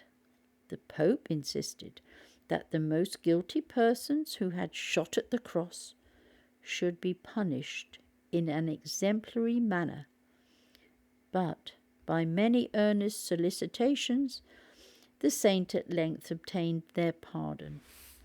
Before this affair was concluded by the king's letter to the governor, an attempt was made upon the life of the saint, whose preservation was owing to a visible miracle. The Humiliati, amongst whom St. Charles had established a reform, employed the interest of princes and every other means to prevail upon the Pope to annul the regulations which our saint had made for their order, but in vain. In the rage of their despair, 3 provosts of that order entered into a diabolical conspiracy to murder the Archbishop, and drew some others into the plot. To such excess of frenzy and malice do passions which are not restrained lead men. A priest of the same order, named Farina, engaged for a sum of money to execute this horrid design, imagining that the suspicion would rather fall upon some of the king's officers, who were then at the variance with the prelate. On the 26th of October, 1569, the villain found means to post himself at the door of the chapel in the Archbishop's palace, whilst the prelate with his family was at his devotions, which lasted an hour every evening from 6 to 7 o'clock. An anthem was then singing at these words, Non turbetur cor meum neque formidet aud. The prelate was upon his knees before the altar when the assassin, who was not above 5 or 6 paces from him, discharged at him a blunderbuss with a large bullet. At the report the music ceased, and everyone got up in the utmost consternation. But the saint, without stirring from his place, made them a sign to kneel down again, and finished his prayer with the same sweetness and tranquillity in his countenance as if nothing had happened. This gave the murderer an opportunity of escaping. St. Charles, imagining himself mortally wounded, lifting up his hands and eyes to God, offered his life to him. But after the prayer was finished, rising up, he found that the ball had only struck upon his rocher near the middle vertebrae of the back, and leaving a mark upon the rocher, had fallen down at his feet. Some small shot had pierced his clothes, but stopped at his skin, and his cassock was pierced with small shot in several places. When he was retired to his chamber, and the part that was struck examined, a light bruise was discovered, with a small swelling on the skin, which mark continued even after his death. At the same time that he was wounded, some small shot penetrated a table of hard wood, as thick as a finger, that was close to him, and struck the wall with a great force and noise. The Duke of Albuquerque, governor of Milan, came immediately to see the saint, and earnestly begged that he might be allowed to make a search in his family and examine his servants, in order to discover the author of so black an attempt. But to this Charles would never consent. After a solemn thanksgiving to God and a procession, he shut himself up for some days in the Chartreuse of Carignan to consecrate his life anew to God. The world knew not which to call the greater miracle, his serenity of mind under such an accident, or his wonderful preservation by which all pastors were taught not to fear the world in the discharge of their pastoral duties. St. Charles Roque became a proverb in Italy for a thing impenetrable. It is preserved at the Chartreuse at Bordeaux and the ball in the church of the Oblats at Milan. Some of the Humiliati discovered enough of St. Charles for him to trace the crime to its authors, but he never disclosed it, and always answered with simplicity that so many had taken offence at his regulations that it was not possible to know who had carried their resentment so far. Certain words, which some persons of that order let fall, gave suspicions to the public, so they were examined, and the 4 authors convicted. They all confessed the crime with marks of sincere repentance. 2 provosts, who were of noble families, were beheaded. The 3rd provost and the assassin were hanged, though St. Charles did everything in his power that their lives might be spared, and took care of their relations. The punishment of a 5th, who was only condemned to the galleys, was mitigated to content the saint in some measure, and he was confined for some time in a monastery, and afterwards set at liberty. In execration of this crime, Pope Pius V abolished the order of the Humiliati, applying their revenues to other pious uses, notwithstanding the intercession which Charles made in their favour. It never appeared more clearly than under these dangers and persecutions how much this great saint was beloved by his people and reverenced by princes and the whole church. Before the execution of the assassins, he returned to the 3 valleys of his diocese, situated in the Alps, and took that opportunity of paying a visit to the states of each of the Catholic cantons,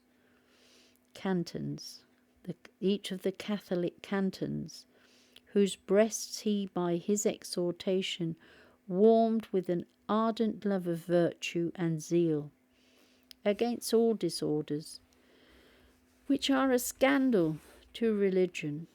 The harvest having failed in 1569, the country was afflicted the following year with great scarcity, under which calamity St. Charles, by his care and immense charities, procured abundant supplies for the relief of the poor throughout his whole diocese.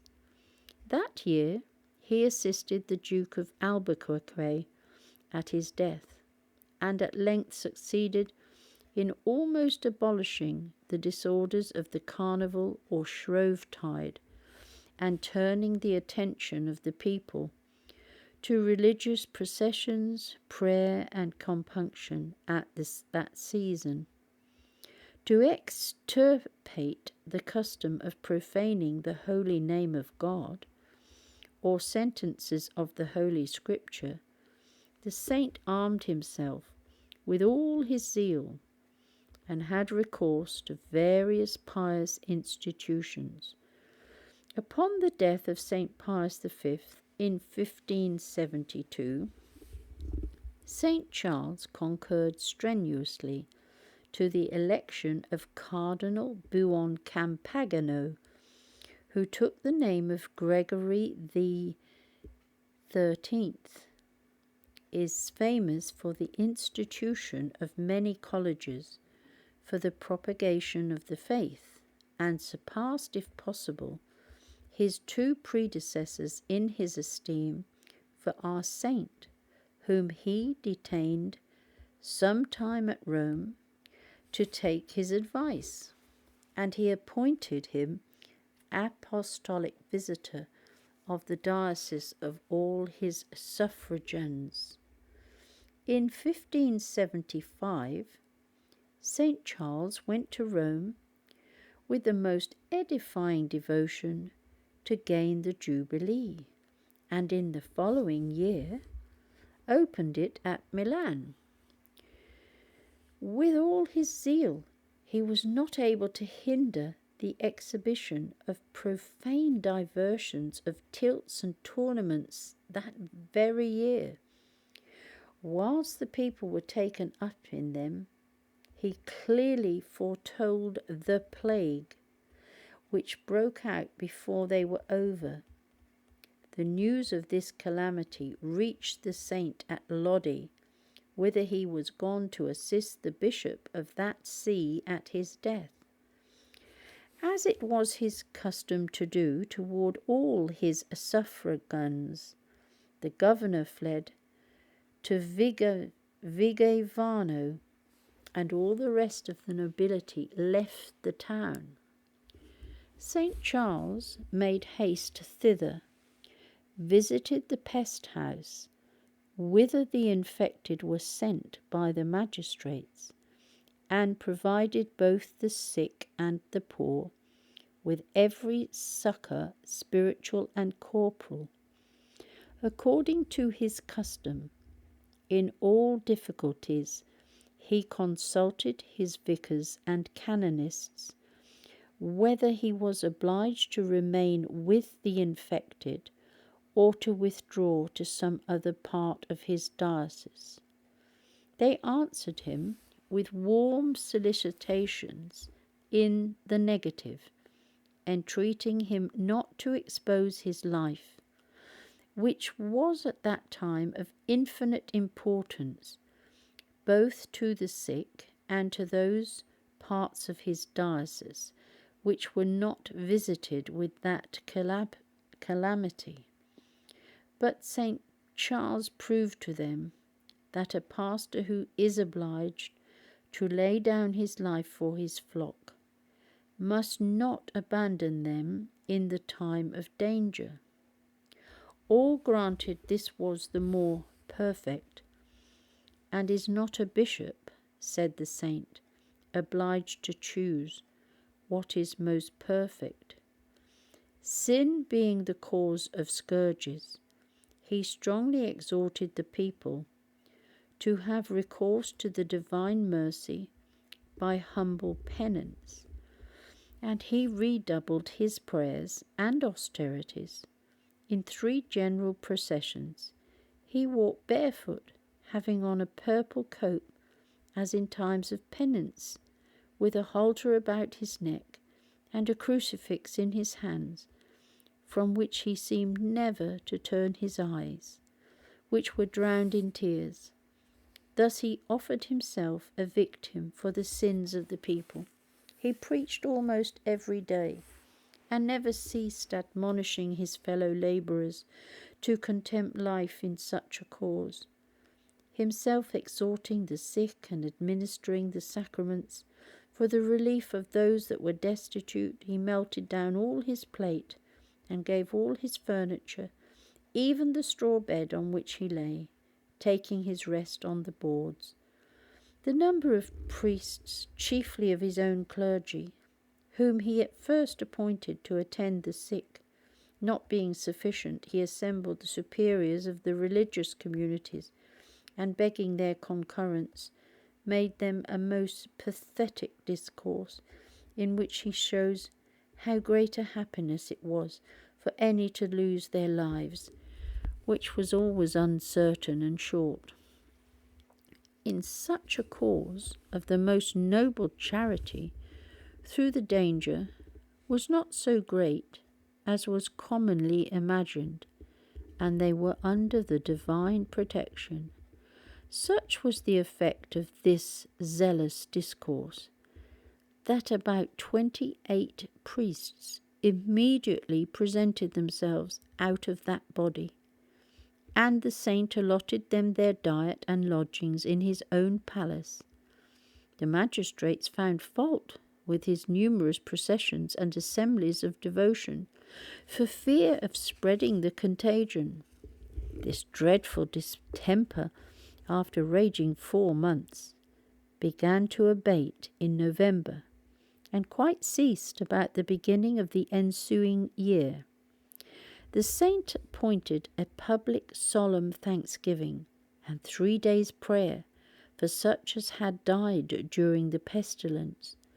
The 2 governors who had succeeded Albuquerque gave the saint much to suffer, chiefly on account of his abolishing the extravagances of Shrovetide and of the first Sunday in Lent, and on account of the processions he had made during the pestilence, to which they were stirred up by incorrigible sinners and persons who were enemies to all reformation of manners, as Gusano shows at large.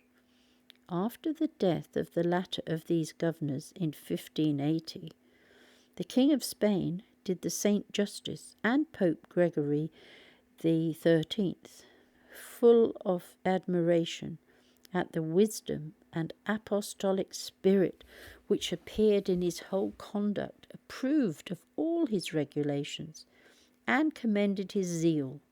Also the Duke of Terra Nuova, the 4th governor of Milan, from the time of our saint's promotion, lived constantly in good intelligence with the saint, and often assisted at his sermons. St. Charles made twice the visitation of his whole diocese, and once of his province. He took a journey into the Valtelline and into the country of the Grisons, where he animated the Catholics to the practice of piety, and converted many Zuinglianists. The diocese of Milan is filled with monuments of his charity and zeal, and in that city itself he founded a convent of Capuchinesses, in which a daughter of his uncle John Baptist Borromeo embraced that austere order and died in the odour of sanctity. One of the Ursulines, for the instruction of poor girls who were educated there gratis, an hospital for beggars, into which all the poor were received. Another of the convalescents who were dismissed out of the great hospital, and after he had established the college of the Jesuits at Milan, in which grammar, philosophy, and theology are taught, he committed a college which he founded for the Switzers, his 6 seminaries, 3 in the city, and 3 in other parts of his diocese, and all the other houses which he instituted, to the care of his oblats, except a house at Pavio, which he gave to the regular clerks of Somascia, so called from a place of that name, between Bergamo and Milan. I have to stop here. My brother lived there for some time in between those 2 places, and I visited there. I flew into there, Bergamo, where their founder, St. Jerome Emiliano, a nobleman of Venice, established their chief seminary, though the saint preferred public and general duties, as preaching to those which regarded only private persons. Yet he spent much time in the direction of particulars, in which his prudence was most remarkable.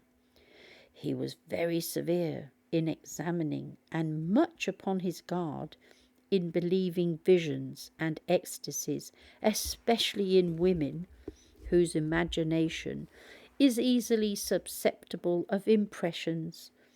On such occasions he recommended the practice of humility and solid virtues. He was no less strict in the scrutiny of miracles and relics, and exploded all those that were not authentic, but visited other holy relics with singular devotion, and translated and adorned the shrines of many saints.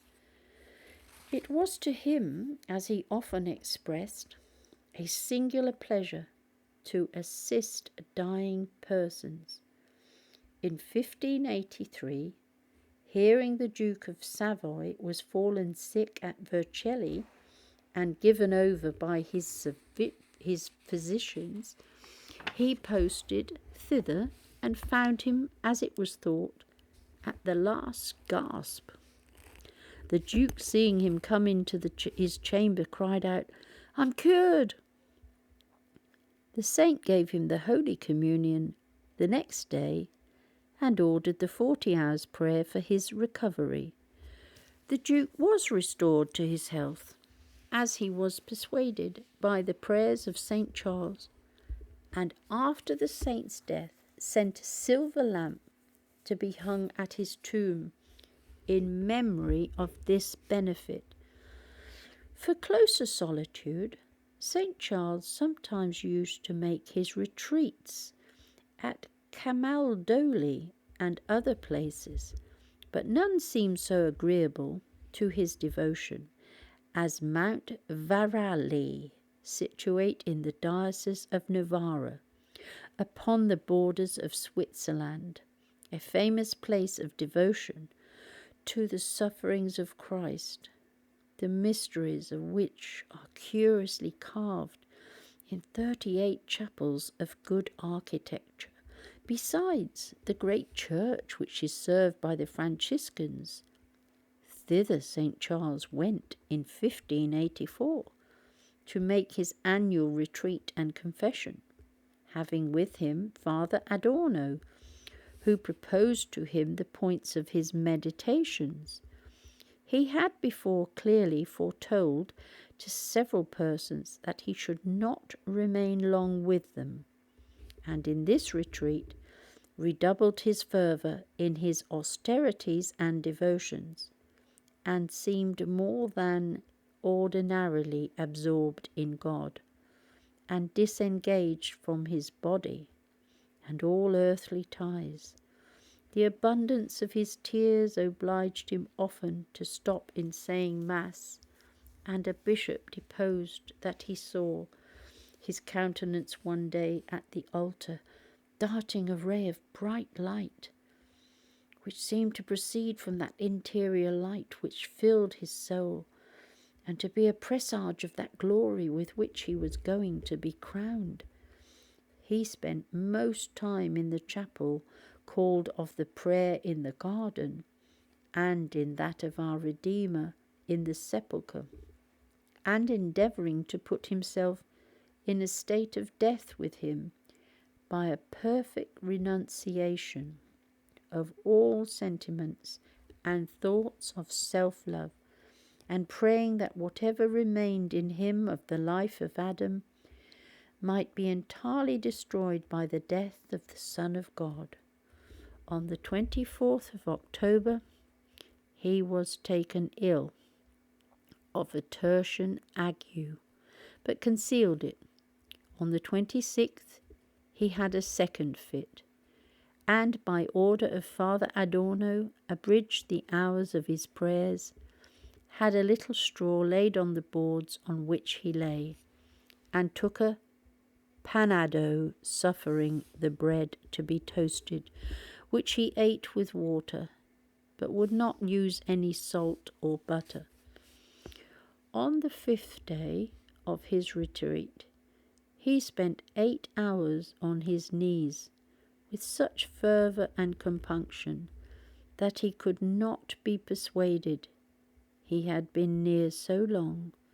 After this, he made his annual confession, and the next day, it being the 29th of October, he went to Arona, and there alighted at the curate's, according to his custom, not at the palace, which had been seized by the governors, but was afterwards restored to him without solicitations.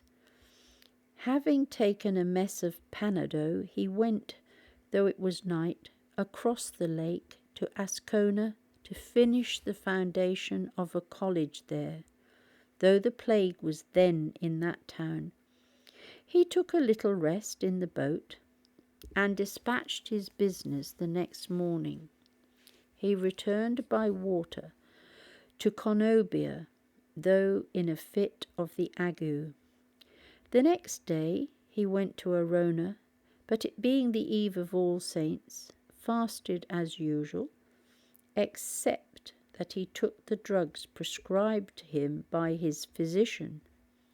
His cousin Renatus Borromeo could not induce him to lodge at the castle, but he lay at the Jesuits and rested well that night, and rose to his prayers at 2 in the morning.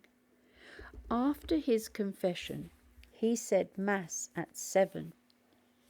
His physicians persuaded him not to set out, that being the day of the return of his ague, and they ordered him to drink a great quantity of P-tisane.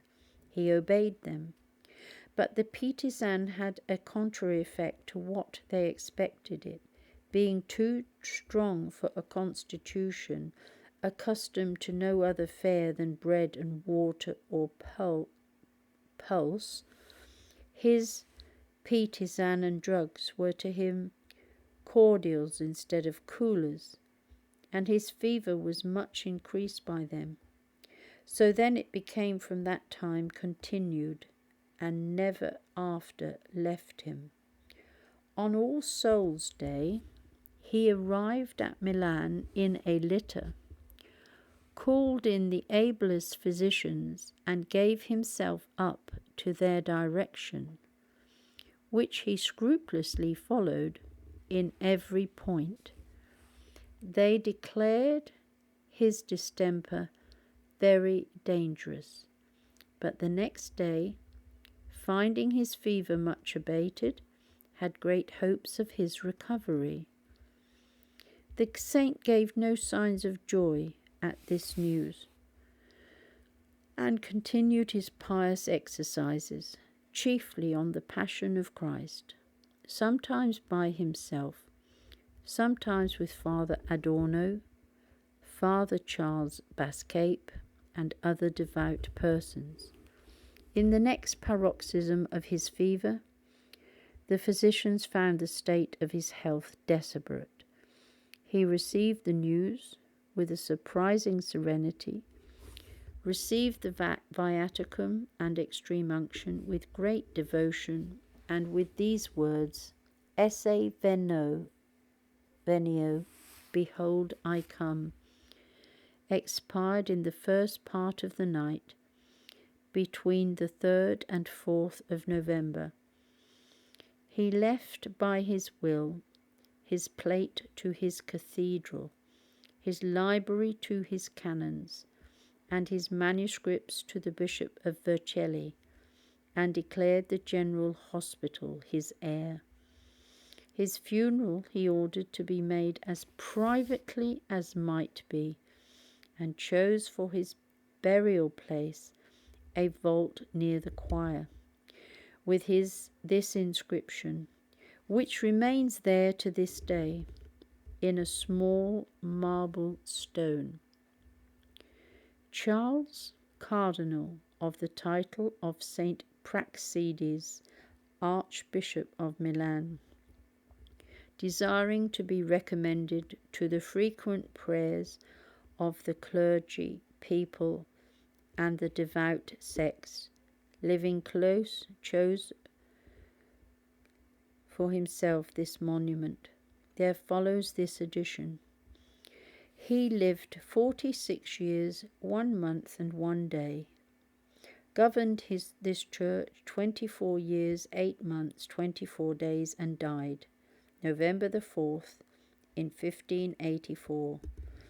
In 1601, the Venerable Cardinal Baronius, confessor to Clement VIII, sent to the clergy of Milan an order of His Holiness to change the anniversary Mass de Requiem, which the saint had founded to perpetuity in the great hospital, into a Mass of the saint, and St. Charles was solemnly canonized by Paul V in 1610. His sacred remains are now deposited in a rich subterraneous chapel just under the cupola in the great church, and laid in a crystal shrine of an immense value. The altar in this chapel is of solid silver.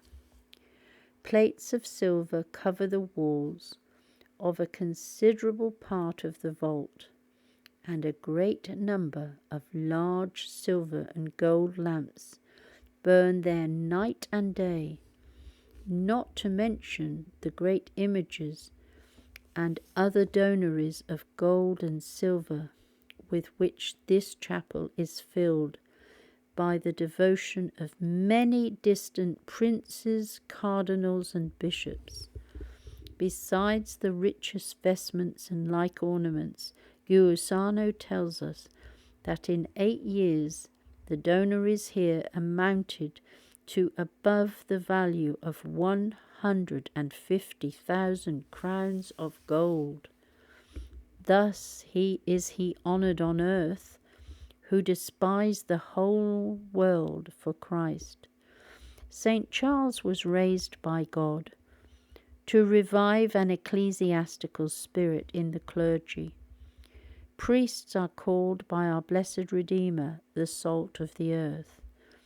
Through them the world is to be seasoned, as it were, with the Christian spirit of perfect humility, meekness, patience, charity, devotion, and contempt of the world.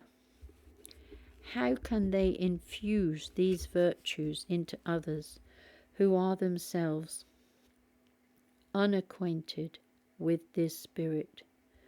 For this much more is required than barely to know the name of virtues, to be disengaged from the world and dead to themselves, to love retirement, and to be always employed in the business of their heavenly Father, is the characteristic of the ministers of the altar.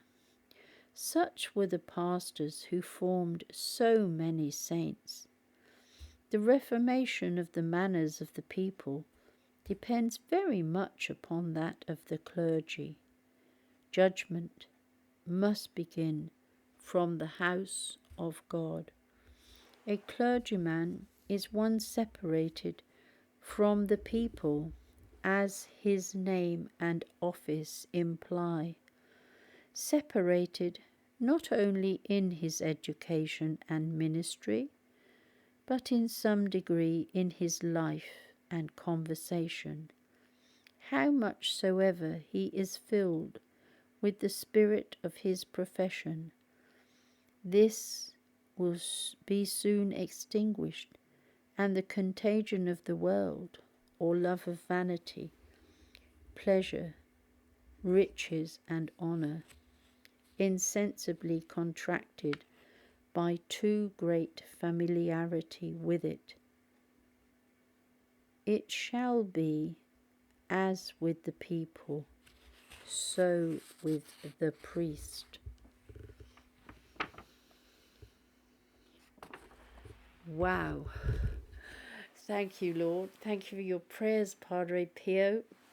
Without his prayers, I wouldn't be saying wow, and thank you. Oh dear, that is 2 hours 33. That must be the longest video I've ever done. But what a saint, what can I say? Thank you if you're still listening. I know one person who will be listening, Deborah in Australia. Bless you, child. Oh dear. So I'm sending you God's peace in abundance, and may you always be happy and joyful in the Lord. And I recommend you St. Charles Borromeo to ask him to intercede for you. He must be the holiest priest that I've ever learned about. And I have been to a church named after him, and I loved it. I loved going there with my son. It was just beautiful. Took my granddaughter when she was 1 year old to a midnight mass at Easter. You know, rompers, whatever baby grows.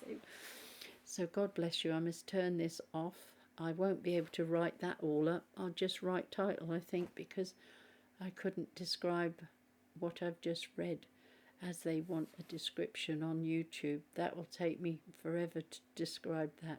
It was, what a wonderful life. Amazing saint. I knew he was, but I never knew all that about him. I hope you enjoy hearing it if it's not too boring. But I didn't find it boring. I found him fascinating. I just loved him. I loved his spirit, his everything about him. Just marvellous. Butlers, this is from this book, The Lives of the Saints. So I'm now going to turn my computer off and my eyes, I think I need a drink. I need to wash my eyes as well. God bless, and thank you for listening, especially you, Deborah, and you, Susan. I'm sure you'll listen to it in stages, and maybe Jane. I don't know who else would be interested. God bless. Good night.